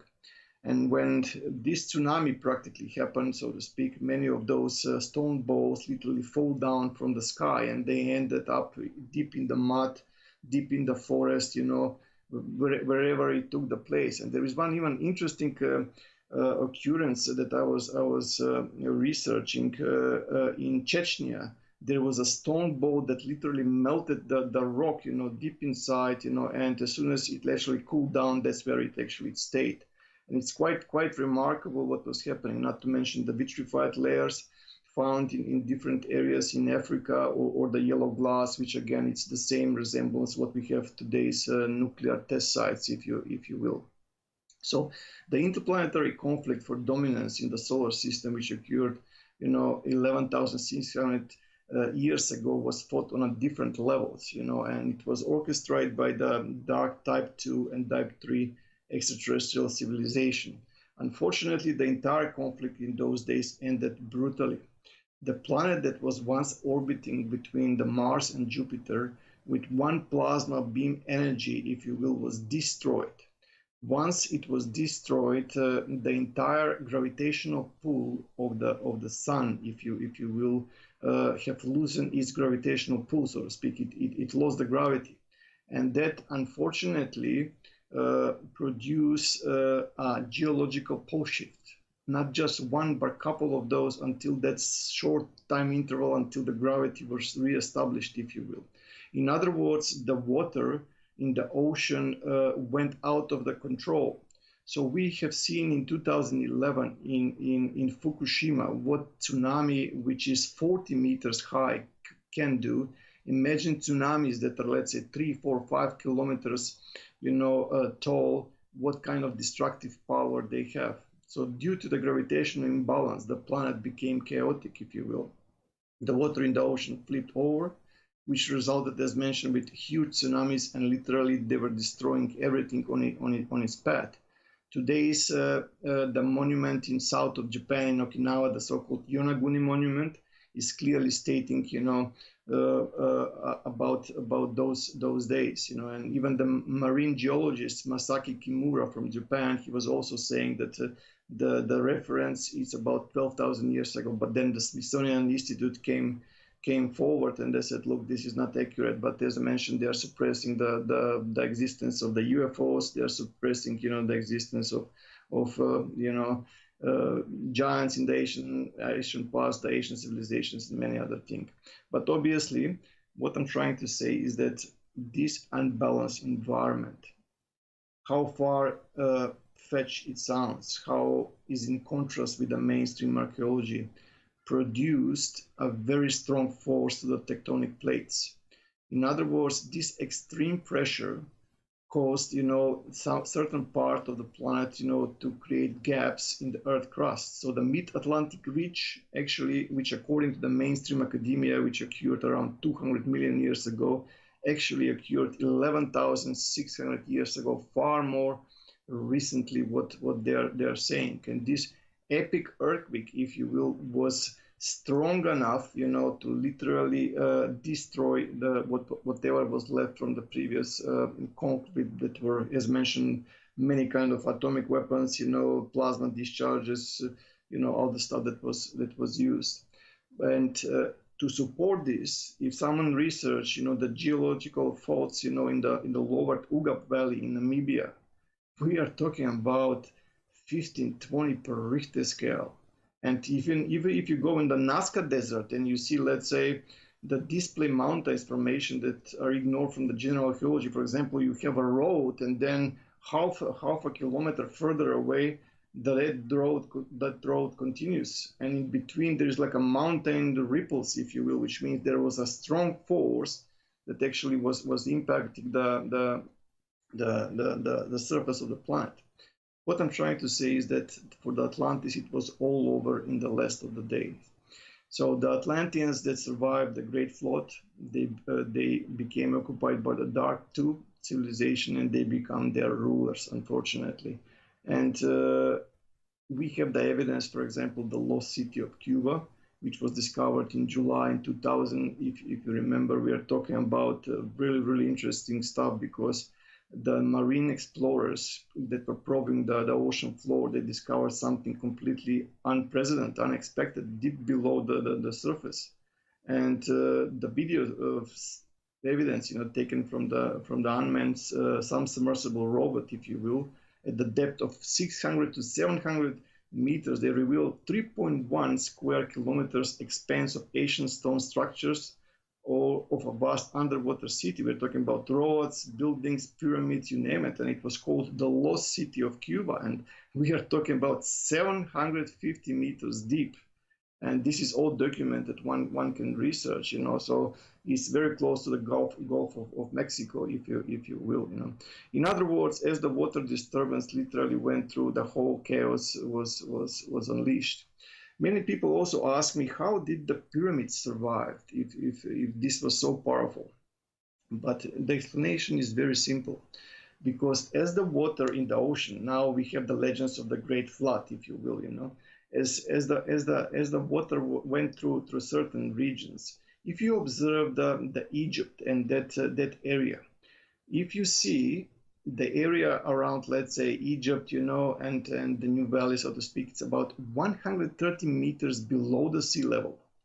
But further down towards the Red Sea and so on and so forth, and if you observe, let's say, the Gulf of Aqaba, we have an opposite situation. We have 2,629 meters above the sea level. In other words, the entire area tilted. And as these pyramids that were along the Nile River, so to speak, they escaped the major tsunamis, if you will. And that's how otherwise the pyramids are built far beyond the 4,000 or 5,000 years ago, as the mainstream, archaeology is pushing, if you will. And there was also a found city about 6.5 km, of the coast of Alexandria, which, they literally brought to the surface Egyptian culture, statues and that kind of stuff. But to continue further, as this planet, which was orbiting between Mars and Jupiter, was destroyed, a huge chunks of asteroids were literally scattered everywhere. Even nowadays, it's a mess when you go and you approach the asteroid belt. Some of those huge pieces literally hit directly what we call today Mars, and left a huge scar, if you will, on the surface.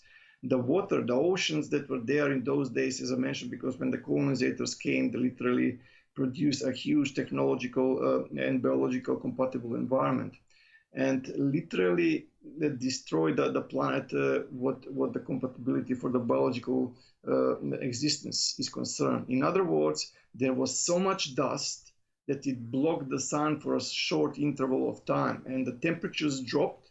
So when we see the geological records, practically those were the days when temperatures drastically dropped, and it was like a mini ice age, if you will. But over time, through the extraterrestrial effort and the ancient humanoids, so to speak, who survived, they cleaned the area, and they literally rebuilt the world to some degree on the principle on the old ones. But this time, the extraterrestrials were in control, especially species from the Orion constellation, if you will. And if you see in the Egypt tradition, you can see sometimes as the ancient Egyptians are giving gifts to the alien beings, like a bird and similar things. So it's all well documented, and quite in contrast, because our moon, it's a mystery. It's supposed to be there, and also another thing which is a mystery, why it's faced with only one side towards us. Why we can only see one side of the moon, not the dark side of the moon.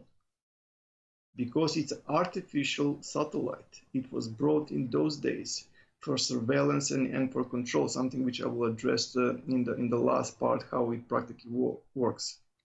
So the cultures according to what they have shown me, that survived the devastation, they rebuilt the new world based on the principles on the old one. And different cultures continued to coexist about 7,600 years ago, if you will. So from the Great Flood onwards, what happened with Shambhala, right? What happened with Lemuria? So if you look at Tibet nowadays, Tibet is quite remarkable because the Tibetan plateau, it has around 787 lakes, and many of those are salt lakes. So what is salt water doing that inland? Do you know what I'm saying? So the thing is, it's quite remarkable where those tsunamis went, and the Shambhala on the surface was completely destroyed, and then the ancient Rama, so to speak, that I was referring previously, that we can see some of the remains in the pyramids and temples and Buddha statues and so forth. It's all that remain in that part of the planet. What is also remarkable is that both the Buddhist and the Hindu religions, they separately refer to Agartha, you know, and the Ramayana describes Rama as an emissary from Agartha who arrived in the air vehicle or Vimana, if you will, you know, and they literally had the same principles of life. They were utilizing pagodas to generate the energy, and that energy was directly linked to the meditative places, and they were not drinking or eating food at all. They were literally living on prana, and they were practicing those, how should I put it, you know, the global meditation. So Asians were not primitive at all, as the mainstream academia is trying to convince us. There are many documentaries on History Channel or National Geographic where they are showing us, you know, how a huge number of people, you know, are just lugging, you know, huge stones and then putting them all together. It doesn't work like that, you know. So among other, the following advanced technologies were used by ancient Egyptian civilization: electricity, that's for sure, electrochemistry, electromagnetic technology, plasma energetics, metallurgy, advanced engineering, hydrogeology, chemistry, physics, advanced forms of mathematics, astronomy, genetics, anti-gravity, nanotechnology. And this list is not over yet, so to speak. So when you start to see stones like the stones in Baalbek in Lebanon, we are talking about over 1,000 tons, and you can see those people which are sitting, you know. So obviously this was not done by a primitive civilization, if you will. Just to move one stone of a similar size, we need at least 10 to 12 cranes working in parallel, in synchronization, just to move it from one side 10 meters, you know, on the other side.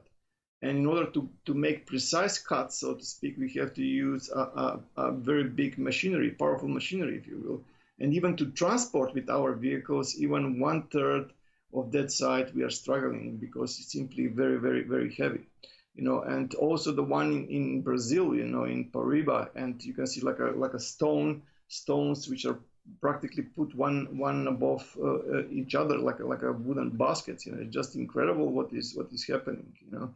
And from the temples of India, you can see the metallurgy, you know, how it was cut, and the 3D printing, you know, and everywhere. It's just remarkable. And regarding to the Great Pyramids in Giza, we're talking about 2,300,000 stone blocks, and most of them weigh between 2 and 30 tons each. And certain block, you know, sometimes they weigh even from 50 to 80 tons. We are having an estimate of something like 6.5 million tons, if you will, you know. So was it a tomb? No, it wasn't, because the Great Pyramid in Giza and many other pyramids, they don't have the characteristic of the tomb. They were power plants. In other words, all of those pyramids, they were positioned of the underground water or aquifers. They were utilizing water, and through those shafts from the bottom of the pyramid, they were taken up and then utilized through heating into evaporation, and then further heating into plasma. So this plasma energy that was accumulated, because you can see by the king's chamber, there is absolutely no drawings, no paintings at all, but the entire stuff is clearly showing of exposure to very extreme heats, if you will. You know, that's why I'm saying it's much better, you know, when people see it visually. And obviously, we are talking about advanced culture.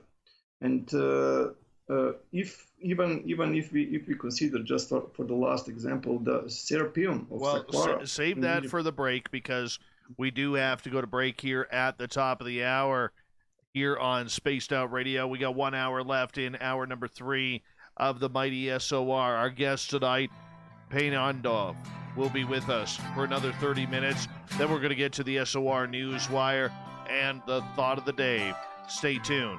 Plenty of Spaced Out Radio still underway right after this.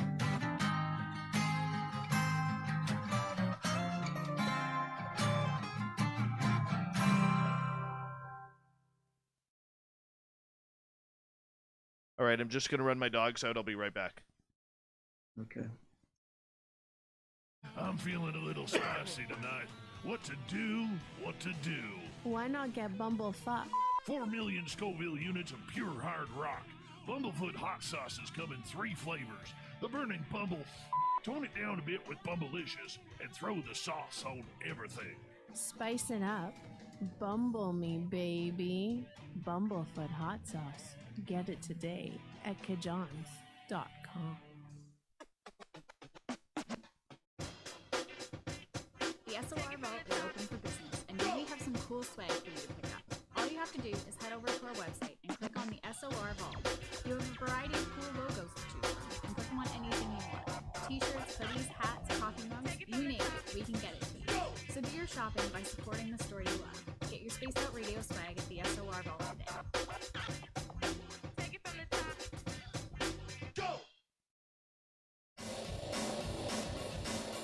We all know on Spaced Out Radio we love a good beard and mustache, so why not take care of your facial hair with Mighty Moose Beard Oil? Made in Canada, we're taking care of beards and stashes around the world. We use 100% natural ingredients with our oils and balms to make your whiskers feel silky smooth. Use promo code SOR2019 at MightyMooseBeard.com today.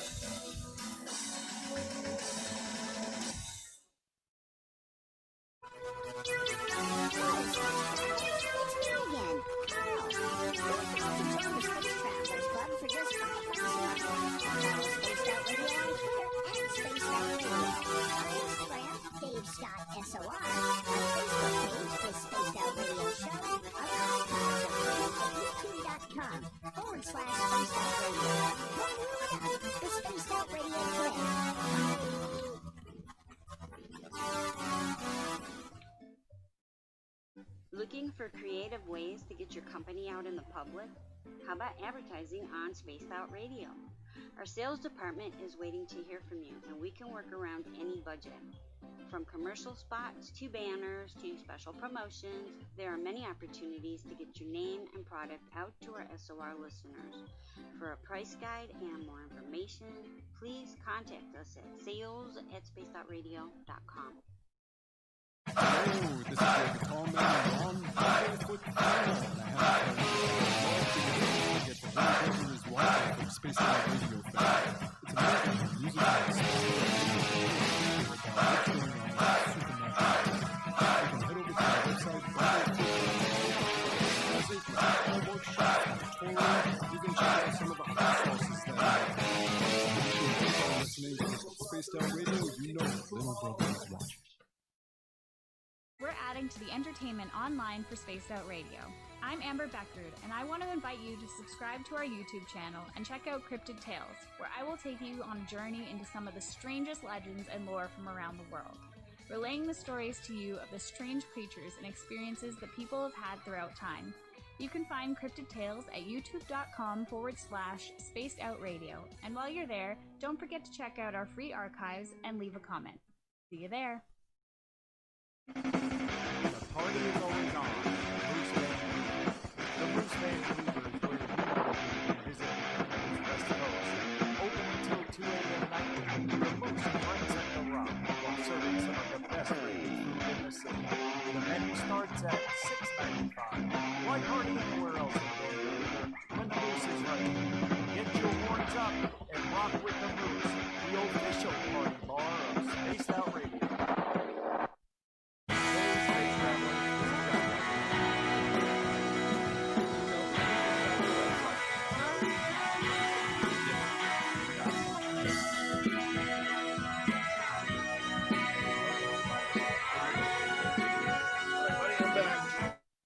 Okie dokie, buddy. So we got All right. till the bottom of the hour. Just stick through the break, and then I'll say good night to you on a proper note. Okay, so how much time do I have still left? About left? 23 and a half, 24 minutes. That's all that I'm having, right? Yeah. All right, cool. I will just quickly go through that part, and I will stick with alien implants then and that kind of stuff, which is also important to mention, you know. For sure. No, this is a long and a lot of information, you know, and it requires a visual, you know. It's different when it's visual. You can see it, you know. Otherwise, you know, people take it from their own perspective, you know. Sometimes they have a research, you know. Sometimes they don't have the research that they have done in the past, you know. But it's good. I believe it will give them some idea where to look further, you know. Oh, for sure. We've got just over a minute here. Okay.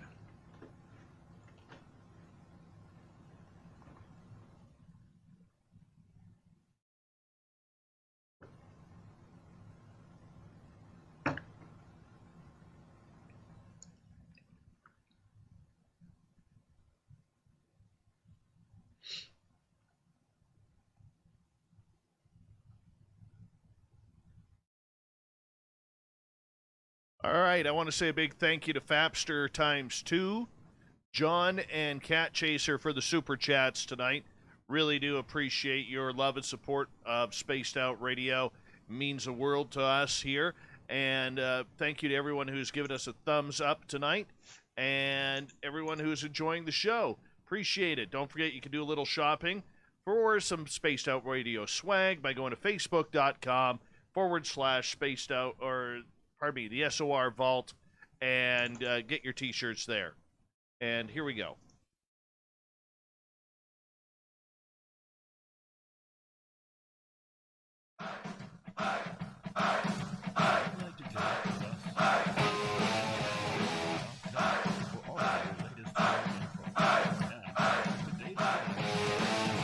Third and final hour of Spaced Out Radio is now underway. My name is Dave Scott.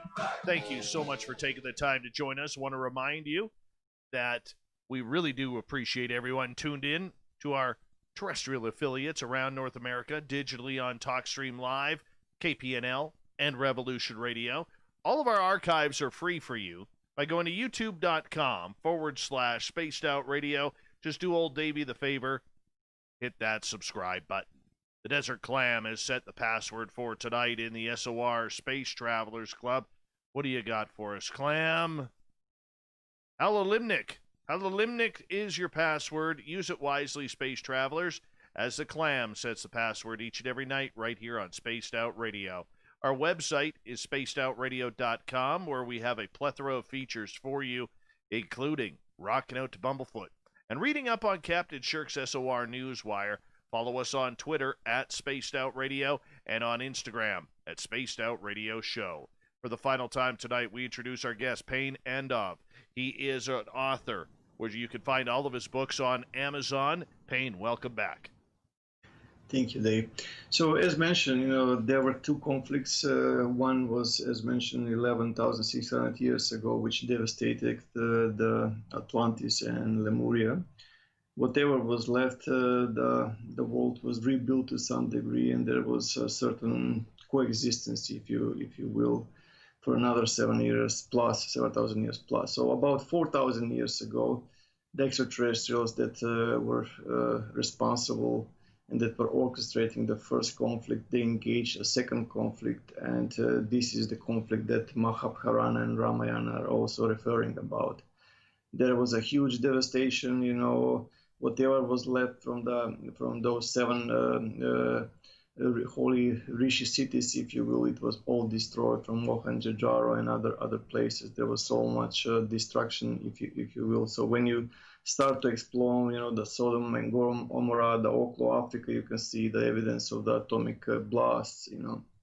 And it's quite remarkable that even in Peru there is so much vitrified, you know, Asian objects. And quite remarkable, the so-called Lion Rock in Sri Lanka, it's also giving us a clear, clue that the weapons that were utilized in those days were extremely, extreme heat that literally melted the entire structure, if you like. And probably most of the listeners are aware about the Sri Rama Bridge, if you will, the bridge which is artificially created by the Asians, which connects India and Sri Lanka. The particular interesting thing is that the rocks on the top of the sand actually predate the sand. One scientific study revealed that the rocks are 7,000 years old, but they're sitting on the top of the sand that is only 4,000 years old, which doesn't make any sense, if you will. And another thing which is quite interesting from China, they are saying that about 4,000 years old Chinese legend of the flood comes to reality when the new evidence has been provided. Mesopotamia and the Sumer, on the other hand, they're saying that the oldest written copy of the Sumerian flood record dates about 4,000 years ago, while the oldest written copy of the Epic of Gilgamesh, if you will, also, it's dated to 4,000 years ago. National Geographic came recently, and they are saying that the Egyptian culture actually vanished 4,000 years ago again. But this time the reason was given as a megadrought. If you, it says Asian megadrought causes present-day drama, for the Asian Egyptians, if you will. The Fox News, on the other hand, they're also saying about the civilization in India, the Mohenjo-daro, Harappa, Lothal, and similar. They're saying that 4,000 years ago, climate change this time caused a massive civilization collapse. Which again, if you go further and further, you can find the same evidence, the reference. So what I'm trying to say, this second conflict also induced a big tsunamis and water disturbance. And that's why when the pyramids were discovered, they were discovered almost fully under the sand, so to speak. When you start to see Chichen Itza, Tikal, they were all inundated with ground, with soil, something in deep jungles, and even the Egyptian, the so-called unfinished pyramids, they are not unfinished, they are destroyed pyramids. It's just they are looking at us, if you will. It's quite remarkable what is happening. And when this was on the case, the thing is, literally the genetic functionality of planet Earth was downgraded. So I'm not talking about extermination of Asian humanoids by negative extraterrestrial, but also the planetary conditions were changed, and deliberate genetic downgrade of all biology on planet Earth was implemented. After the genetic mutation, the Asian humanoids became us, the modern humans. There were no longer elongated skulls, no longer more arms, more legs, and so on and so forth. If you start researching, the estimated world population about 4,000 years ago was only 27 million, which further progressed and multiplied, let's say, for example, 1000 BC to 50 million, 1500 AD, 540 million, and 2020, about 7.8 billion of human population. And this genetic mutation practically brought us from the triple or quadruple DNA into double helix DNA, which means only 5 senses input most of us, and the higher abilities of the consciousness disconnected, if you will. So practically with wiping out the Rama, the Asian Egyptian civilization, the pre-Columbian civilization, the Asian Sumer, Babylon, and the rest of the humanoids that lived in those days with atomic weapons, supercharged plasma bombs, and many other weapons for mass destruction, if you will, the world literally collapsed into the dark ages. And from there, we literally are species with amnesia. In other words, the Earth lost its optimal genetic expression. So what is optimal genetic expression? It's the best what the RNA or DNA can provide. The gigantism was no longer possible. Trees didn't grow that tall anymore. The sea life shrank. The birds, the size of the birds shrank. The size of the insects shrank. Everything shrank, and we have forgotten our Asian history. And from 4,000 years onwards, we were running naked in woods, with sticks and arrows, seeing those lights coming, appearing, and going on the night sky. We didn't know what to make of it. Then as we progressed to the Middle Age, we went into the Dark Ages, where the religious wars appeared and so on and so forth, and eventually we became more aware of the UFOs during the World War I and World War II. Especially in World War II, there are many objects that were detected that they have flying capabilities far beyond our own, so to speak, and they were called either Foo Fighters or bogies, so to speak, And in those days, the military, especially in US, if you will, decided that it's better to keep the UFO interaction and contact secret. So they started to lie, so to speak. There was a huge cover-up. And if we all remember, the incident that happened on July 12th in 1952, we had a huge cluster of UFOs flying above the White House. So they had a really difficult time to erase that from the memory of the people, not to mention the cattle mutilation, scenarios and similar things. And obviously those interactions continue to appear. So bottom line, before I just go to the final part, the hyper-intelligent alien species are here for a very long time. But for the last 4,000 years, as explained, they have turned this planet into a elaborate zoo. They run alien abduction programs, alien implant programs, alien hybridization programs, mind control, plasma orb surveillance, and hacking and full control of the astral plane of the planet Earth for various reasons. So, regarding to the research about the alien implants, I would definitely like to share a few things about it.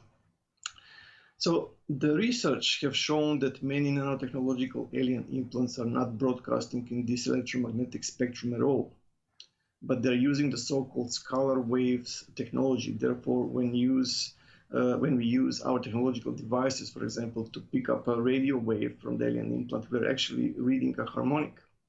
So some of these nanotechnological devices are so small that when a scanning electron microscopy is applied, it shows that the nerve cells actually grow into the membrane, which forms the interface between the nervous system of the abductee and the electronics of the alien implant. Depending on who is doing the alien implants, they can be either metallic, non-metallic, or biological. If they are biological, they can sometimes move under the skin, which are very difficult to detect. But if there is a metallic one, they always contain meteoric iron with combinations with other elements.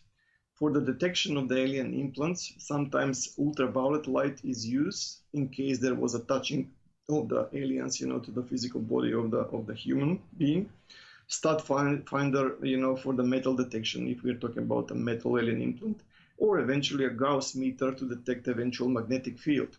But one has to be aware that if the alien implant doesn't receive information or doesn't sense information, if you will, at that particular point, there will be almost non-existent magnetic field. It only appears when it's active. Another thing is that the research about their molecular structure and their nanotechnological makeup, so to speak, different techniques were used, like electron microscopy, Raman spectroscopy, and infrared spectrometry, if you will, which are very sophisticated techniques, if you will. So what I'm trying to say with this is that the research have shown that the alien implants are practically sophisticated nanotechnological devices, giving off a magnetic field and emitting radio signals before removal to someone. And many of them contain carbon nanotubes. In other words, we are dealing with nanotechnological devices with nanocarbon tubes, either single or double wall. Hello there from Puyallup, where the mystery continues. Here's a little pandemic paranormal perspective from Puyallup. Which are regular rectangular structures. And sometimes the membrane itself before the alien implant is removed, especially Dr. Roger Lear was into that research. Unfortunately, we lost him in 2014. When the membrane is released, we can see that the nanotechnology which is fused with the nervous system. In other words, through the alien implants, the aliens can access the sensory information of the abductee and observe everything the person sees, hears, smells, tastes, touches, etc. Can read the heart pulse and the blood pressure, practically all the biological processes inside the physical body. Can alter the DNA, read the thoughts and sense the emotion, and remotely control the awakened and the sleeping state of abductee. Can do practically anything they want. Some of the frequencies which are measured from the alien objects that were extracted for human subjects, they were emitting a broadcast on 8 hertz, some on 14.7 megahertz, other on 17 megahertz, other one 110 megahertz, 137.7 megahertz, and so on and so forth. So we are seeing a wide spectrum, so to speak, of the frequency which are utilized. Regarding to the hybridization programs, unfortunately, we are having evidence that many of the female subjects literally have been visited and has been utilized for hybridization purposes.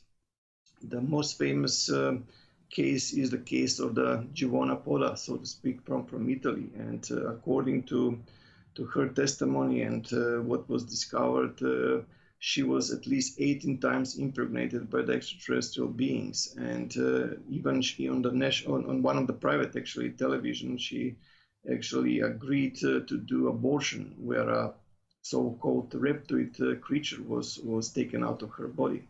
With her mobile phone, she took many photos of the UFOs and flying discs, and those bioluminescence marks that I was saying that ultraviolet light was sometimes utilized was also discovered. You know? And when the substance of this markings, if you will, was analyzed in one of the laboratories in an institute in Bologna, in Italy, it turned out that it's not natural at all, but it's highly magnetic on the other hand. It was a kind of a silic substance with a mica base.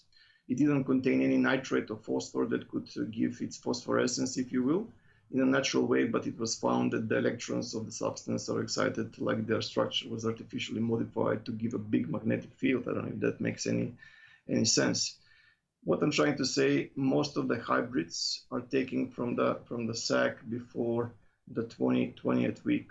So which means usually from the 7th to the 9th or 12th week, they're gone.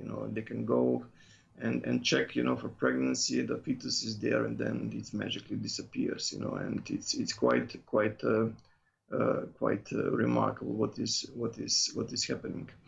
The NSA, the other organizations, and projects, also DARPA, through accelerating the third wave, and so on and so forth, the artificial intelligence, it's all dealing with those kind of things. Another important thing, which is important also to mention, not to be forgotten, is about the case of the retired U.S. Staff Sergeant Dan Sherman. He spent 12 years in service of the U.S. Air Force, out of which 3 years in NSA. And his testimony was given in the book Above Black, highly recommended for people who are interested into the subject. I spoke with Dan Sherman 10 years ago, and he explained to me exactly what was doing. And he was saying that he worked there as an intuitive communicator, which stands for ability to communicate with extraterrestrials through intuitive manipulation of consciousness. And he was part of the project that was known Project Preserve Destiny. In other words, this project was dealing with genetical manipulation of the human offspring, so they would have the ability to communicate with the alien species. They were being given a certain pills to drink with certain chemicals that triggers the hyperactivity of the pineal gland and other centers in the brain. And once when the communication started to occur, he started to notice a very unpleasant pattern, which means they were able to utilize the coordinates of the alien abduction, the time and the date of the alien abduction, and how long did it took. But that wasn't all. The military started to receive data like potentially for recall, residual pain, nerve response curve, body normalization, and similar things. That's when he freaked out and he get out from the military because he felt betrayed. That unfortunately the U.S.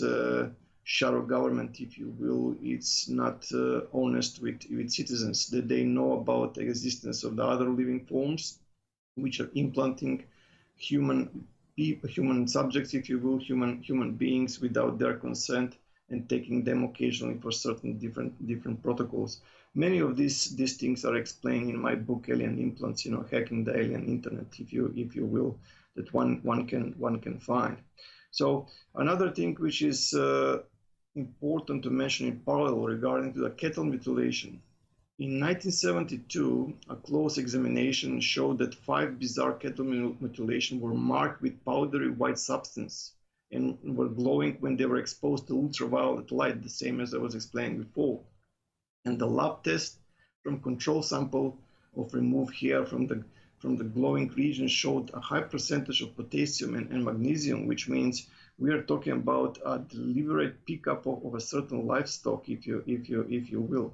So these alien implants are practically broadcasting to moon, sometimes directly, sometimes through the UFO. And in many occasions, when I was doing the research about the mysterious hum sound when people enter the sleeping paralysis, sometimes just entering from the conscious state, as soon as a UFO comes and enters the atmosphere of planet Earth and goes deeper towards the surface, it starts to produce certain frequencies, and then the alien implant practically becomes alive, if you will, and it starts to produce these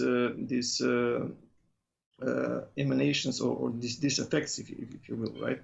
And the more I was doing the astral traveling, I understood that most of the dreams are practically induced by the non-human or immaterial intelligences.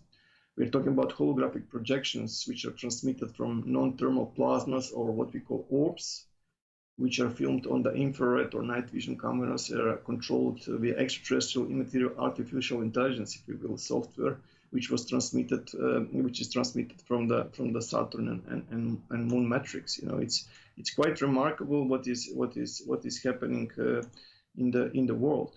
So people often ask me, how can we identify the positive from the negative UFOs? Which UFOs are piloted by the negative ones, which are piloted by the positive, which one are the human-made, which one are the back-engineered one, and so on and so forth. So to identify to which UFO belongs to which ET species is very difficult, because many factors are in play. In my understanding, we're talking about color, we're talking about maneuver behavior, pulsation, plasma discharge, shape shifting or partial transformation. Was the UFO inside a thunderstorm? Was it alone or in a group? If in a group, on which harmonic of the Earth it was moving? Did it change the direction of the Earth's grid, etc. There's so many factors at play. If you remember a very good book by Bruce Katie, so to speak, about harmonic, about the harmonics, that's really explained well, So many of those UFOs are solid object with plasma energy shield around it. And so the ET species present in this solar system are using various propulsion systems, since more than 99% of the matter of the universe exists as plasma. Examples include stars, nebulas, interstellar particles, and so on and so forth, right? So also human shadow government has been progressively experimenting with plasma propulsion systems and back-engineered alien technology for at least 5 decades, progressively, So to distinguish which flying craft is piloted by humans and which is not, today it's become a really big skill, if you're in, right? So the beings that are piloting the UFO under the plasma shield can be friendly or positive, but can also be negative and very hostile, or simply neutral, if you will. So it's very difficult. So regarding to the propulsion system, we only got about 45-50 seconds left. All right, cool. So to summarize everything, we as a human species, we have to regenerate ourselves. We have to reawaken our potential, going beyond the 5 senses. And once when we go beyond the 5 senses, we will see an invisible universe, invisible hidden reality, which the five senses can't detect. Once when we start to see, we will see that we are not alone. We have never been alone.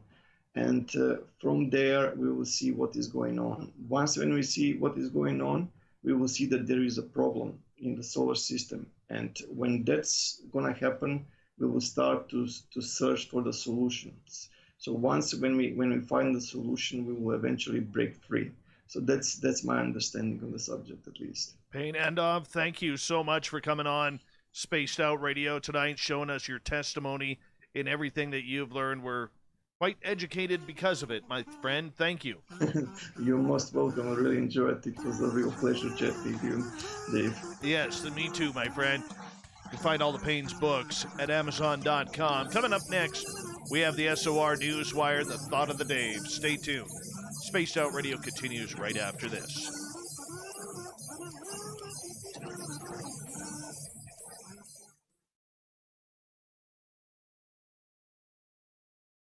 Good job, my friend. Good job. Thanks, Dave. It was a really a lot of information, you know. So I think that we covered a lot of subjects, you know, which is good, you know. Absolutely. Appreciate your time, and thank you for kicking off our first full week of 2021. Absolutely a pleasure. I wish you all the best, Dave, you and too. Hopefully you reach 20,000 subscribers and more, mate. So just keep on pushing. We're on our way. We are on our way. You take care, my friend. So when will the interview be ready to be listened? Do you know? Give it about 1 hour. 1 hour. Sounds really good. All right, my Take friend. care, brother, and Take all care. the best. Bye-bye. All right. Bye-bye. Bye.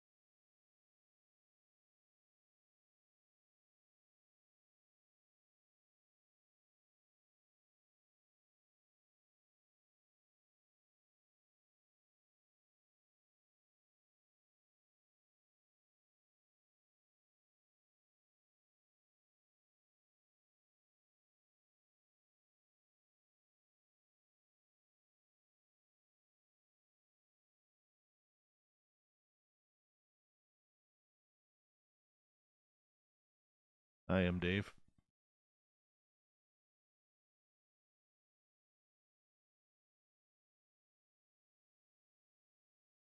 I thought the guy was brilliant. Brilliant.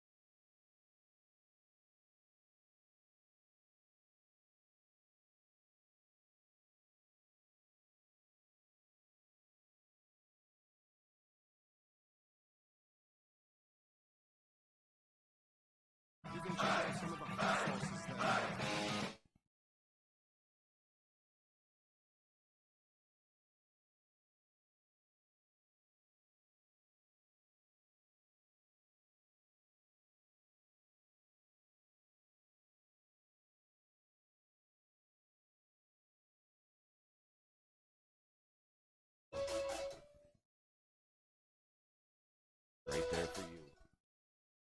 Flyer is a one. Check it out. .com today.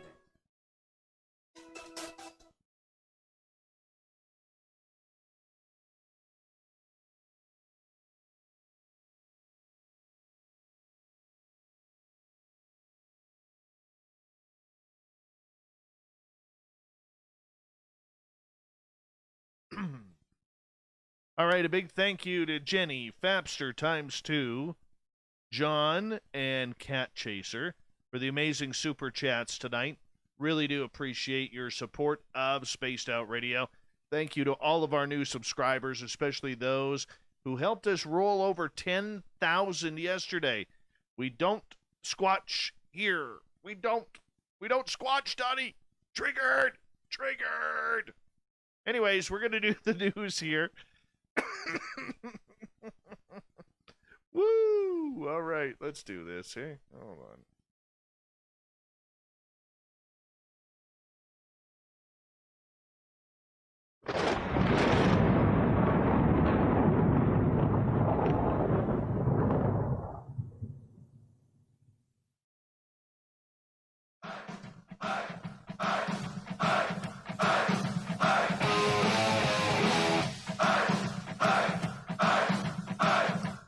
We've rounded third. We're heading for home tonight on Spaced Out Radio. I am your host, Dave Scott. Thank you so much for taking the time to join us. Want to remind you that if you've missed most of this show or others, check out our free archives by going to youtube.com/Spaced Out Radio. Do old Davey the favor, hit that subscribe button. Our website is spacedoutradio.com, where we have a plethora of features for you, including rocking out to Bumblefoot and reading up on Captain Shirk's SOR Newswire.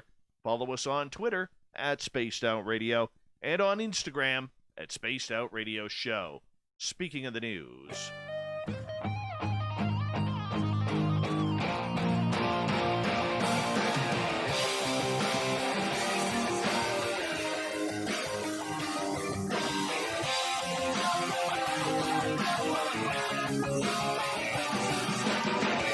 Always changing, which is why we bring you the SOR Newswire. At the back end of every show, we'll get to the weird, strange, the wacky, and sometimes logical. Yes, a Harvard professor says aliens did visit in 2017 and warns more are coming. But a bunch of Hawaiians say they're already here. Multiple people witnessed and videotaped a bright blue glowing object, oblong, unidentified flying object hovering above the skies of Oahu last Tuesday before it nosedived into the ocean, prompting them to call the FAA and 911. The sighting occurred at around 8:30 in the evening, and video shows a strange mass both in the sky and water. Yeah, Miss Atina Saint, who captured one of the videos, can be heard saying something is in the sky. What is that? Another woman named Mariah also saw the object passing over, and she says, I look up and there was like, oh crap. I started calling my husband and them because they were all in the garage. I was like, hey, come look at here. See if you see what I see. Do you see what I see? A star, flashing in the night. Anyways, they all said, yeah, I don't know what that was, but that one was going pretty fast. Officials from the Federal Aviation Administration says there were no aircraft incidents or accidents in the area at the time, but multiple witnesses reported seeing a large blue object fall out of the sky and into the ocean. Mariah followed the UFO, which was silent, larger than a telephone pole, for a mile until it dropped into the sea. In one of her videos, she is heard saying, it land in the water. It landed in the water, whatever it is. After officials and officers arrived, Mariah spotted a second light, which was white, coming from the same direction as the blue lit object. Do you see what I see? My husband went, look up, look way up. And he seen the white one coming as well. The white one was smaller, was coming in the same direction as the blue one. Yeah, don't know what happened to that one. That is good woo right there, people, all the way from Hawaii. Do you see what I see? Anyways, moving on. Yeah, Here we go. Daffodil Bowl in Puyallup, Washington. Captain Shirk didn't think I knew how to say Puyallup. Has been around since the 1950s. Brad Schwartz took over ownership nearly 3 years ago and has recently learned something rather curious about his bowling alley. It's haunted. The previous owners of 22 years never mentioned that this place is known to have a ghost, said Schwartz. Schwartz works alongside his daughter Ashley and said that during the pandemic closure they have been able to personally confirm the rumors of paranormal activity on their lanes. Both were quick to say it's not something they've seen, but what they've consistently heard. Ashley said that as often as every 15 minutes they can hear a distinct sound of a ball being thrown down the lane. For the first time in decades, the bowling alley is nearly silent, and that makes the sound of the lone bowler more noticeable. After mentioning what they had been hearing to employees, it became clear that they were the last to know about the friendly ghost that refuses to leave Daffodil Bowl. Schwartz said just about every employee has a story or two about strange noises and occasional sightings, like bowling shoes flying off the shelves or cooking utensils dropping from the walls in the kitchen. An employee named Corey said she's been working at the alley for over 30 years and confirms she's had some personal encounters. He comes up behind me and says my name. Sometimes he turns on the pin setters in the back as a way of letting me know he's here and to have a good day or something. The identity of this seemingly friendly ghost is in minor dispute. Many believe it's the spirit of a former loyal customer who died of a heart attack and died on Lane 1. That's where we usually hear the sound of the ball rolling. Lane 1, said Schwartz. Daffodil mechanic Larry Davidson has been on the job for more than a decade and says he has seen and heard many things that he has accepted as paranormal. I've hunched over these machines for a long time. I've seen a dark figure walk into the back of the lanes when I'm the only one here at night and the doors are locked. Davidson believes the ghost is actually a former mechanic who had his very job for a long time before passing. The mechanic lived in a house that was just across the parking lot until the house was torn down last summer. Whether it's the former mechanic or a loyal bowler who frequent the lanes, everyone seems to agree that it's not a scary haunting. They've even nicknamed the ghost Daffodil Dawn in honor of his presence. Isn't that cool? Isn't that cool? Scary one here. The first sign something was wrong came Tuesday when Bahamian authorities reached out to the U.S. Coast Guard Southeast Division to alert them that 20 people aboard a blue and white 29-foot Mako Cuddy cabin vessel had gone missing in the Bermuda Triangle. The group, yet to be identified, was last known to have left Bimini on Monday en route to Lake Worth, the Coast Guard learned. They should have arrived that day, but something went wrong somewhere in the waters between Bahamas and South Florida, an area that encompasses the mythical and obviously known Bermuda Triangle, unofficially bounded by Miami, Bermuda, and Puerto Rico, covering about 500,000 square miles of ocean off the southeast tip of Florida. On Friday, after searchers had about 84 hours in, covering more than 17,000 square miles, roughly the size of Massachusetts, the Coast Guard said, rescuers that included air stations from Miami and Clearwater suspended their search. Our thoughts and prayers go out to the families of the missing people, said Captain Stephen V. Burdian of the 7th District in a statement. I encourage anyone with information about the people aboard to contact us as soon as possible. Very scary incident there indeed. Where is Jack Ma? Now, you may know him as the Alibaba founder. Well, the problem is his absence from public view in the past couple of months, including missing the final episode of a TV show on which he was to appear as a judge, has fueled social media speculation over his whereabouts amid the Chinese regulatory clampdown on his sprawling business empire. China's highest profile entrepreneur has not appeared in a public setting since late October.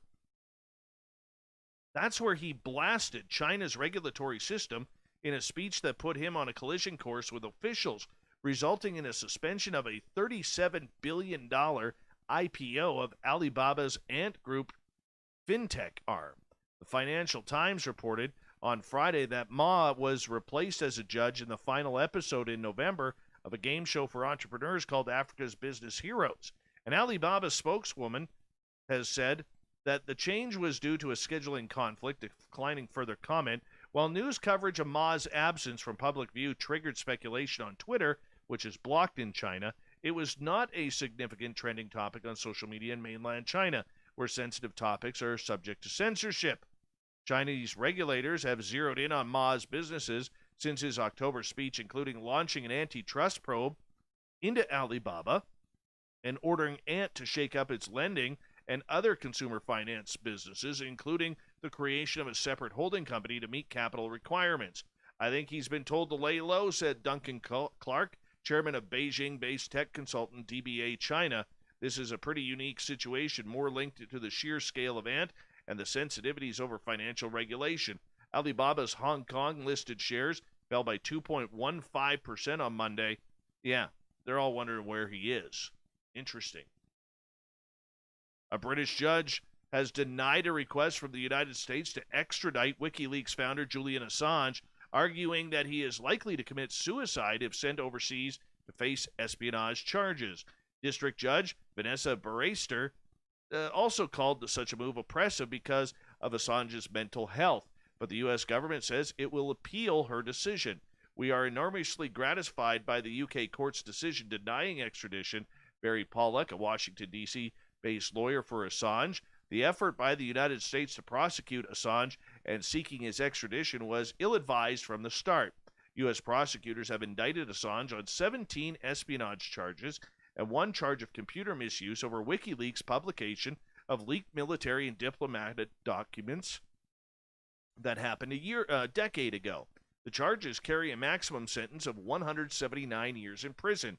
Now, lawyers for the 49-year-old Australian argue that he was acting as a journalist and is entitled to the First Amendment protections of freedom of speech for publishing leaked documents that exposed U.S. military wrongdoings in Iraq and Afghanistan. Yet the judges rejected claims by the defense that Assange was protected by free speech guarantees, saying his conduct, if proved, would therefore amount to offenses in this jurisdiction that would not be protected by his right to freedom of speech.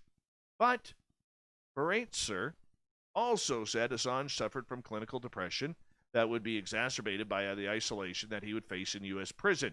The judge noted that Assange had the intellect and determination to circumvent any suicide prevention measures the authorities could take. Supporters of Assange were captured on video celebrating this decision in the streets of London after being received word that the extradition request was denied. All right. Well, we are at that one already. Go here. A remorseful thief who took the sword from a statue of a Revolutionary War hero in Massachusetts has returned the sculpture's blade to the City Historical Commission with his apologies. Cindy P. Gaylord, chair of the Westfield Historical Commission, said a man contacted Westfield City Hall in December and asked to be connected with someone involved with the commission. His message was very cryptic, she said. He said he was in possession of something that belonged to Westfield and he wanted to return it. Gaylord arranged to meet the person in person, who then recounted to her the entire story of how he was a student at Westfield State University in 1980 and ended up taking the bronze sword from the sculpture of General William Shepard, a Revolutionary War hero in the city's downtown. The man told Gaylord the theft was a drunken mistake. He said he pulled it with such force that he fell backwards off the pedestal with the sword in his hand. The sword pierced his shirt and is near his stomach and stabbed into the ground. His buddies had to pull him up. The man said that he and his sister recently rediscovered the sword while going through family belongings, and he decided to attempt to return it to the city. He had a great deal of shame and remorse, Gaylord said. He is a veteran and told me the fact that he did this to another soldier. If he did this to another soldier, it troubled him. He wants the story printed to remind people that something you do in your youth could haunt you for the rest of your life. The statue's sword was replaced decades ago by the original, which will likely have a new home at a local museum. The sword's return was applauded by Cape Cod Daughters of the American Revolution. Sad that it went missing, but how wonderful that it has finally been returned, they said on their Facebook. Oh, isn't that nice? Isn't that nice? Animal rescuers in Scotland are searching for the owners of an escaped hamster that braved sub-freezing temperatures to make its way to a candy store. The Scottish SPCA said the hamster was caught on CCTV footage clinging to a person who entered the Poundland candy shop in Glasgow on New Year's Eve. Oh, this is just a ratty little hamster, isn't it? The hamster jumped off the apparently unaware shopper inside the store and was soon captured and turned over to the SPCA. Animal Control Officer Amy Sturton said the hamster is in good health despite its journey through the streets in temperatures that reached a low of 5 degrees. Oh, t-shirt weather. We have named the little adrenaline junkie Tom Cruise for now, given his Mission Impossible-esque attempt to get some treats from Poundland, Sturton said. Sturton said officials are now attempting to find the hamster's owners, given how unusual this is, and this year has been in 2020. It feels appropriate to round off 2020 with such a bizarre job. And finally tonight, Shirky Poo's going to hang me for this one. Yeah, I went off the board on this one. I had to. You know, we all need a laugh every now and again, but this one's actually causing quite the controversy in Rio de Janeiro. Why? Well, let old Davey tell you. A huge sculpture of a vagina on a hillside in northeastern Brazil has fueled an ongoing cultural war between leftists and conservatives, including close allies of far-right President Jair Bolsonaro. Called Diva, the vivid 33-meter or 108-foot concrete and resin sculpture by artist Giuliano Notari is located at the site of a former sugar mill that has been turned into an open-air museum. Yes, unveiling the installation last week, Notari said it depicted both a vagina and a wound, questioning the relationship between nature and culture, and phallocentric and anthropocentric society. Artists always got to use them big words. You ever notice that? Anyways, the issues have become increasingly urgent today, she wrote on her Facebook, accompanied by a series of photos of the vast bright red sculpture, which took a team of 20 artisans 11 months to make.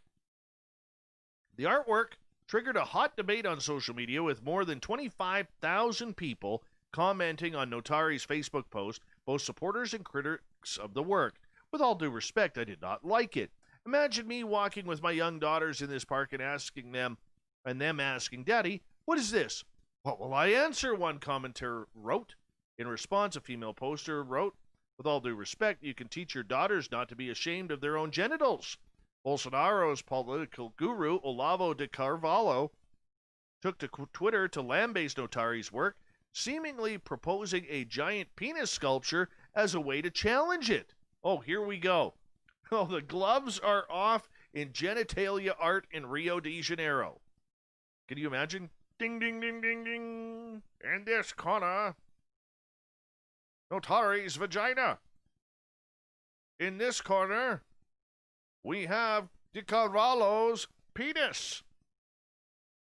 I can see it now. Pay-per-view is going to make millions off of this. Anyways, his comment drew nearly 700 retweets, many laden with outspoken criticism against the leftist. Bolsonaro, meanwhile, has long criticized art he seems to be left-wing, and in 2019 he tried unsuccessfully to freeze funding for movies with LGBTQ plus themes. Horrible guy. Who does that? An idiot. Anyways, months later, his culture secretary was fired after posting a video in which he appeared to copy a speech by Nazi propaganda chief Joseph Goebbels. Oh, this guy's a real winner. But the battle continues in Rio de Janeiro. Penis versus vagina. Who would have thought, right? Who would have thought?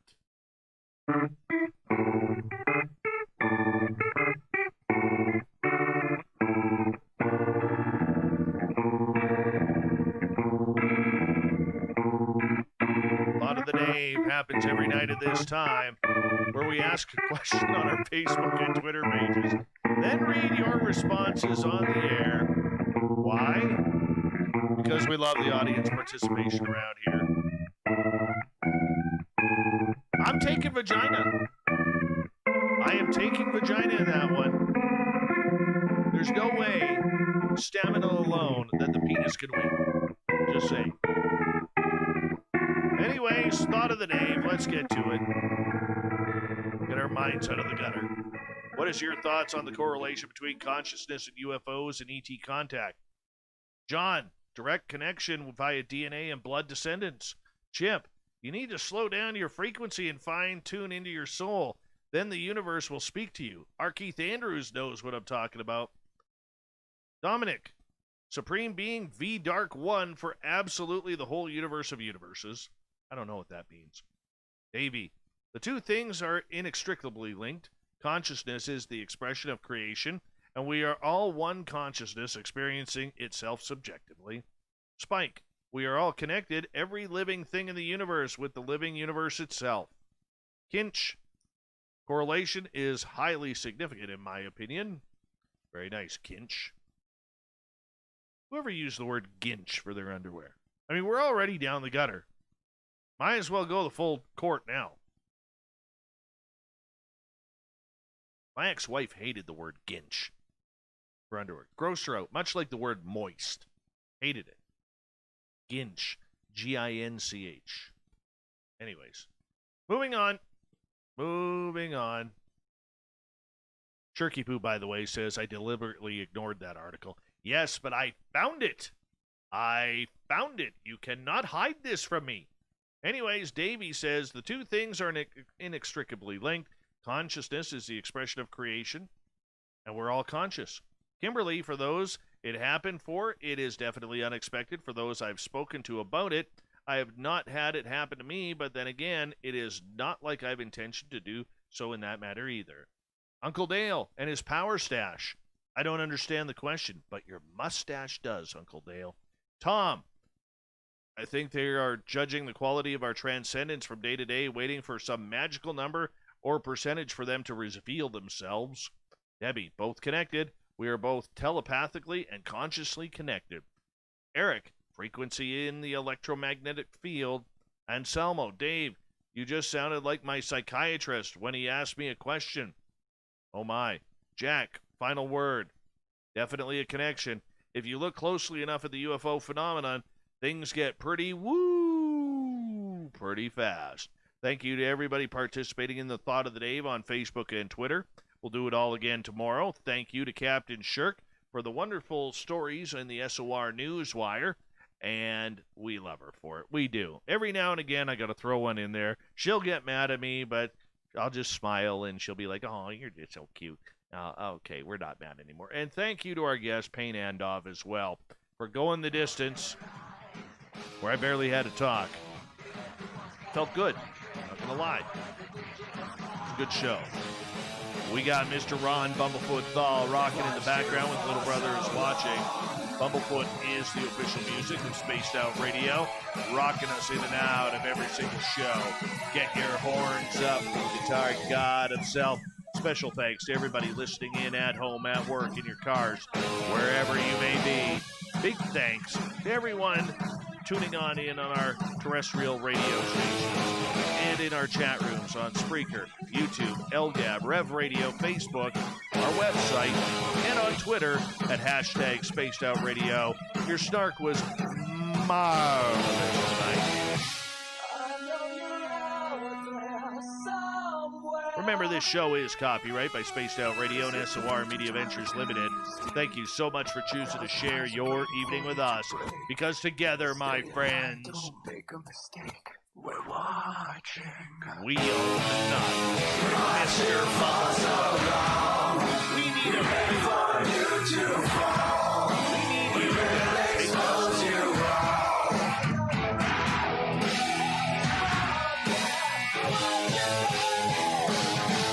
Yes, the Woo train has docked for the night. But tomorrow, my friends, we shall ride again. Your seats are always available. Your tickets never expire. And if you want to bring a friend, yep, we've got room for them too. Good night.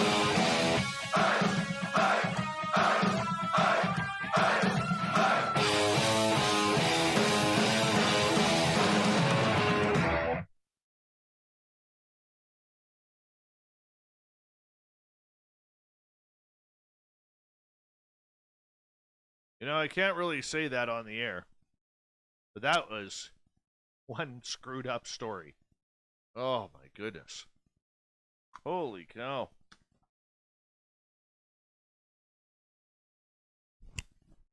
Woo!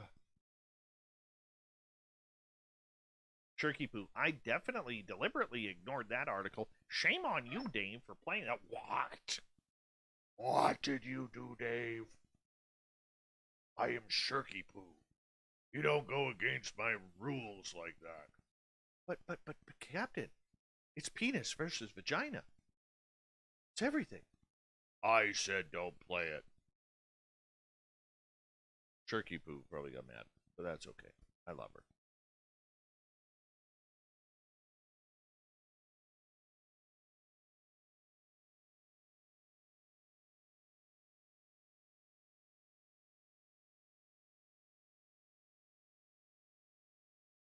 Hey, Batmom, Austin, Lunar Tina.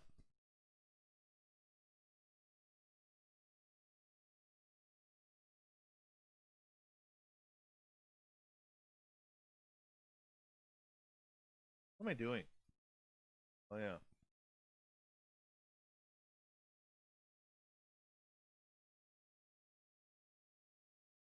True. Corns? Very, very true. I'll be right back, guys.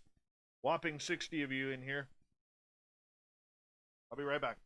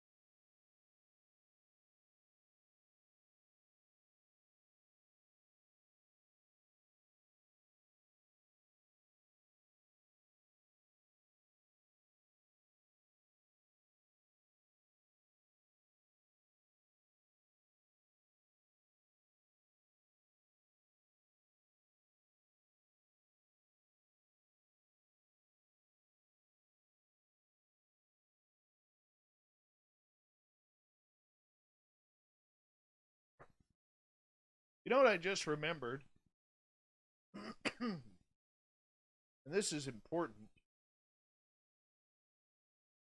I just remembered that I have a flamethrower burger that is just oozing grease right now, waiting for me upstairs. Yep. That burger is about to go down. That is true. That is true. My hair is getting longer. Pretty happy about that. By the way, Captain Shirk says, she goes, yes, you are so cute, and I am not mad. No throat punch tonight. Woo! Giant vagina sculpture. Hey! There he is, everyone! It's Coop and Coop's beard. Two separate entities. Love me some Eric Cooper. Hey, Trump County, how are you? Welcome to the show.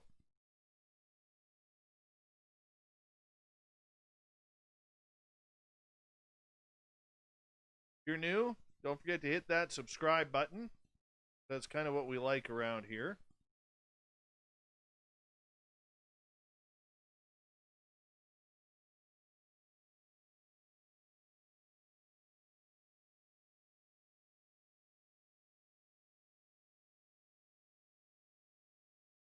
Hi, Sandra. Hi, Sandra. Hi, Sandra.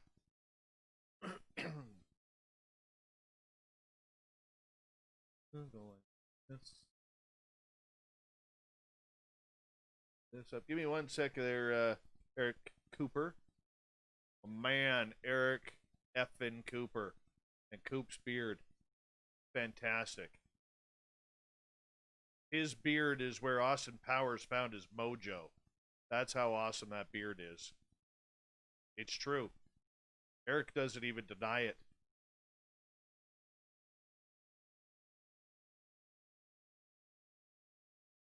Makes me happy, Cooper. That news makes me happy, by the way. Really does.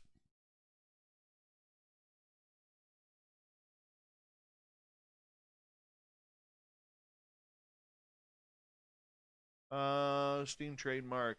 I'm alive tomorrow, and have I had a chance to listen to the... no, I will not listen to that.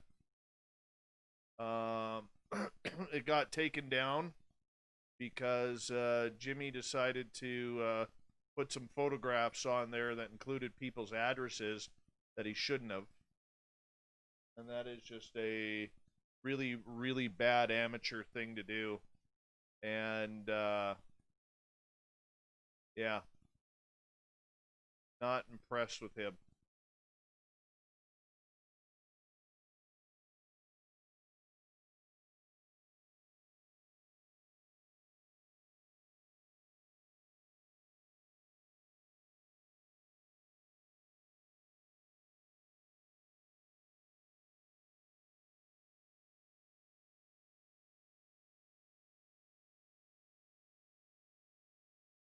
We're not talking the Trump news. We're not talking any politics. Don't do that. Hey, Coop. Arkham still in Washington, or what?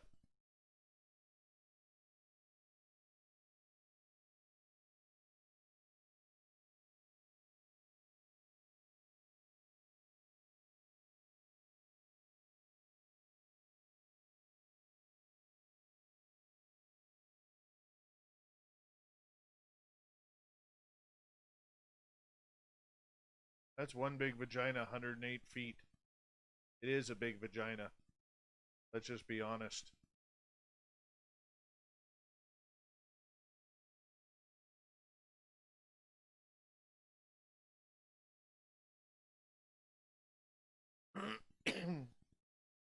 Oh, good. How's he doing?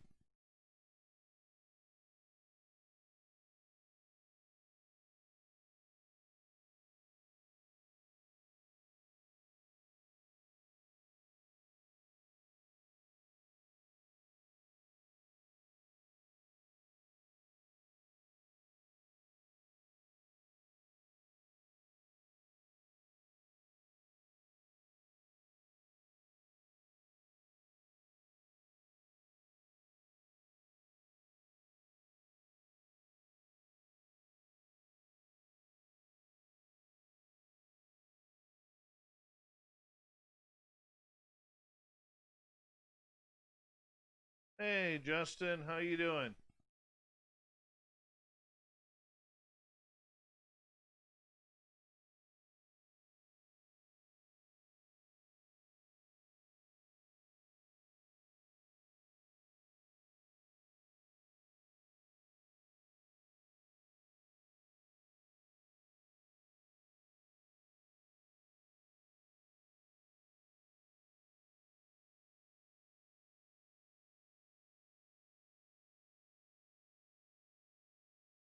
No political talk in the chat room, people. I will start blocking it.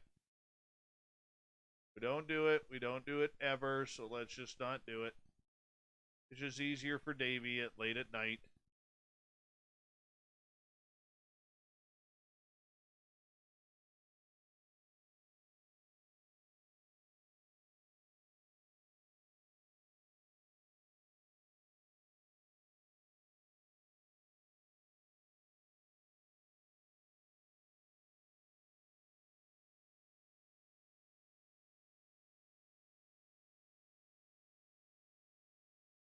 Yeah, Justin, posts like that will get removed, okay? Don't come in here and troll. We don't play the troll bullshit here. Go find another chat room for that. There's plenty of others that are live right now.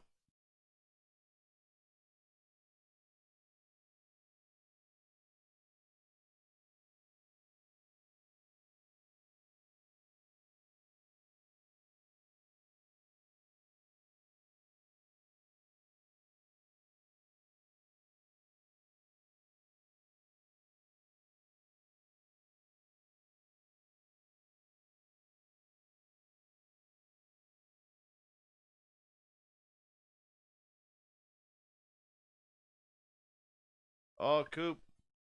I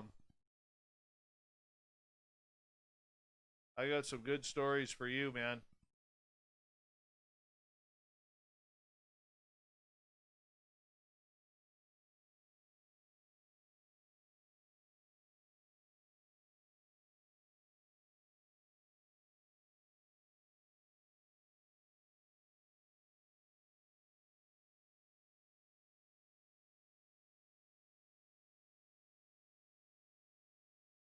We'll talk. We'll talk.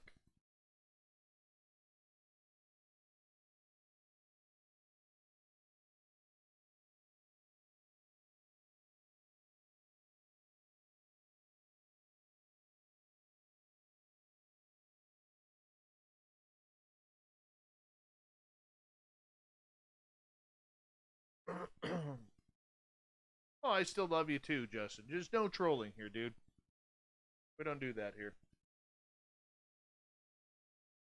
This is a political, COVID-free zone, and, I'm not trying to shit on you, dude, but we just don't.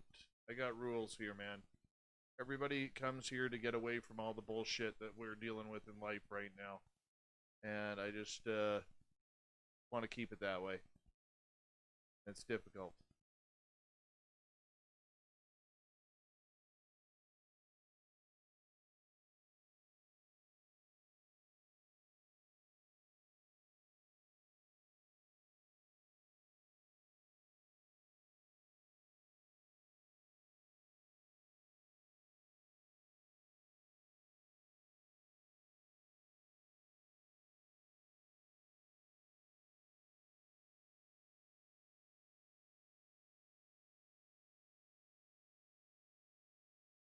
And right now, I can tell you point blank that I am going to fucking destroy that burger as soon as I get upstairs. Yep. Sitting in my fridge. I don't care if I have to microwave it, which I'm going to have to. But I'm telling you right now, that burger is toast. It is absolutely toast when I get upstairs. And I'll pay the price in the morning for it. For sure I will. Absolutely. But I must do this.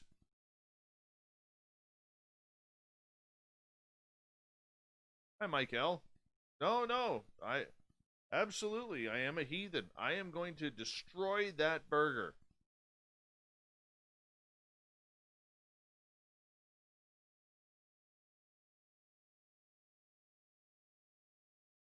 burger is going to go down, and I'm going to win.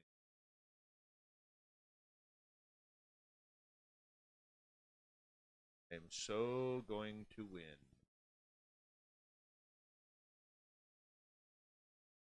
I'm not going to eat your leg. I'm not a cannibal.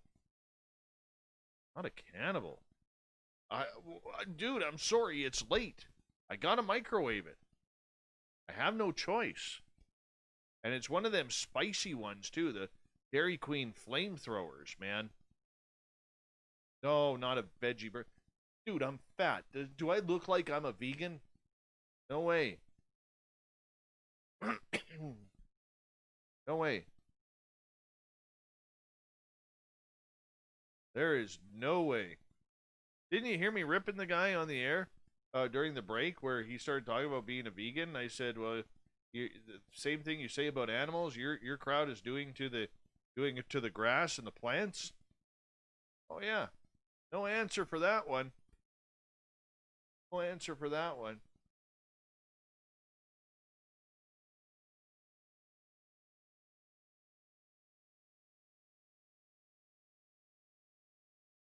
All right, everyone.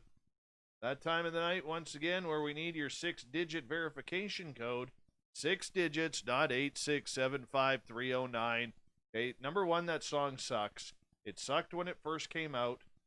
And Jenny has changed her number about 172 times by now. Okay? And the song still sucks. 40 years later, it still sucks. So anyways, 161164. Ooh.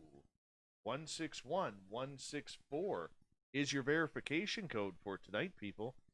Redheaded Lisa, so far, is the closest. I will not heat up my pan. I'm going to be eating this burger. It's already ruined because it's sitting in the fridge. Okay? It's already ruined. So I'm telling you right now, hey, Derek, how you doing, buddy? I'm telling you right now, I will personally destroy that burger, microwaved or not. That burger's going down. Okay? It's going down quicker than Barry Horowitz experiencing a King Kong bunny splash in the middle of the ring for the 5 count. That's how quick that burger's going down.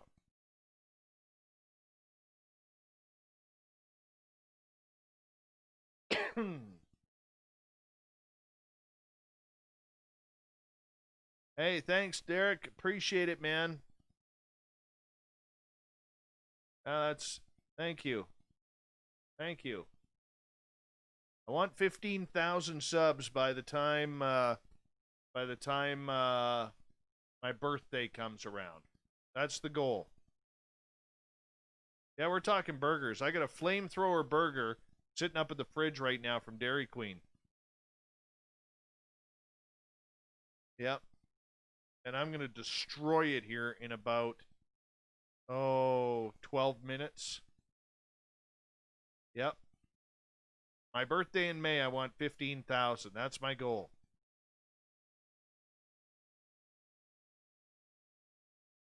Yep. I had to put it under a pack of that burger is so greasy. I had to put it under a stack of napkins so it wouldn't bleed through, and it bled through like 5 napkins.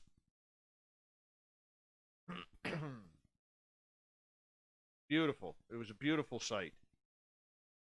See what you did there, Bat Mom? Copying Sandra there.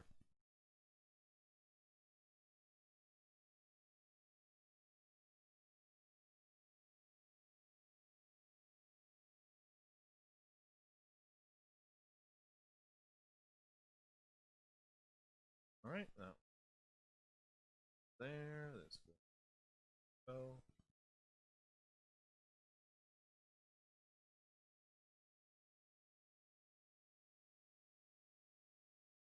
Load.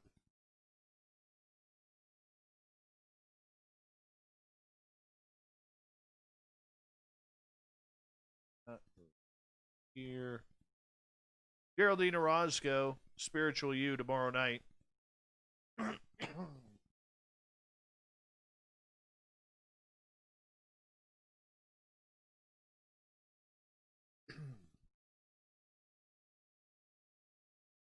Oh yeah, Derek. You're exactly right. You need them burgers to be absolutely greasy. Absolutely greasy.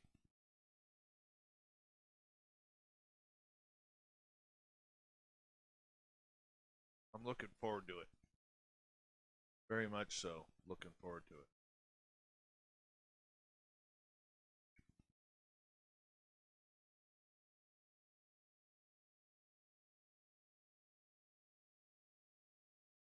Canada versus the United States tomorrow night, the World Junior Hockey Championships. Canada's going to defend its gold medal. Hey, Uber Barbie, welcome.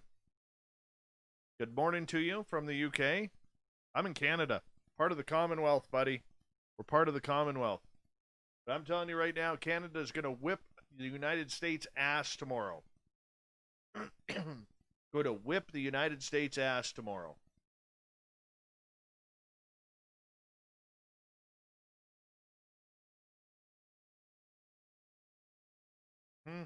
Just blew out the Russians 5-0. Bring on the Americans. We're going to kick your ass too. Oh, yeah. It's going to be a good game tomorrow. I'm going to say final score. I think it's a close game. I'm going to say 4-2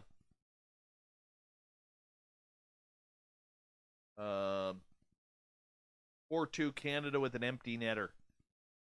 That's what I'm calling.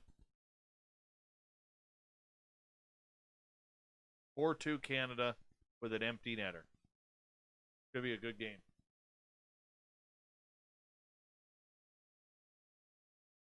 Keith said a new alien host took control of your burger. Don't eat it. Oh, I'm eating it. Really, Bomber? You're going all out. 7-2? Holy shit. You're going all out.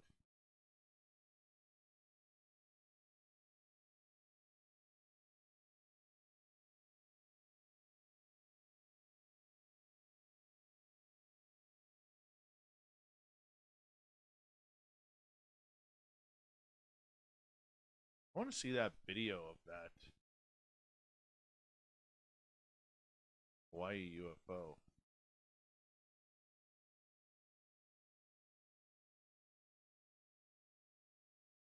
All right, let's see it here. There's the reporter.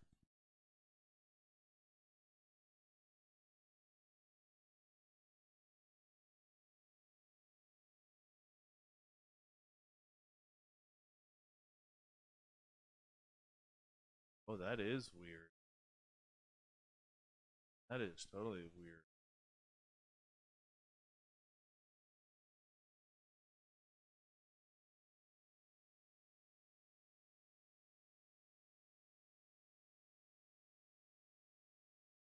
It's got like this dark royal.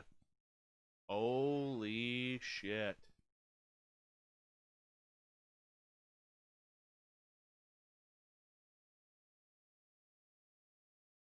I'm going to put the link to this in the chat room.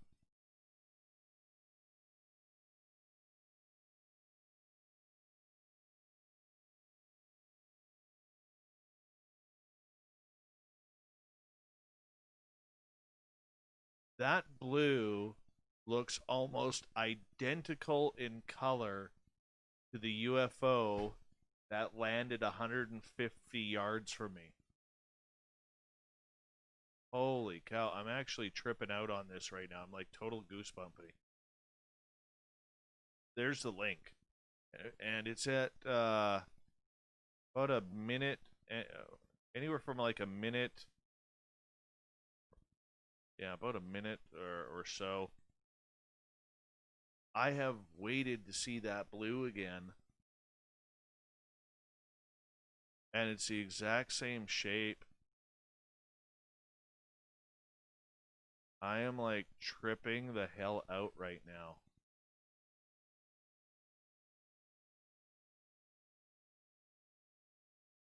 Holy cow. Like, honestly, if you saw me right now, I'm like goosebumping all over the place.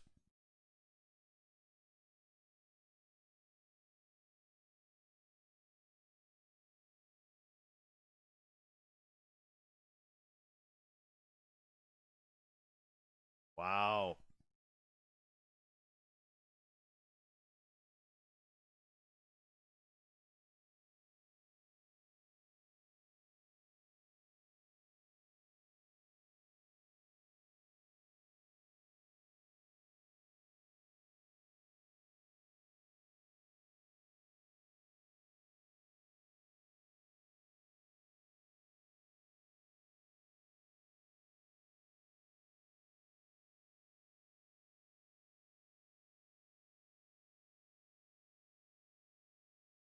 I'm blown away.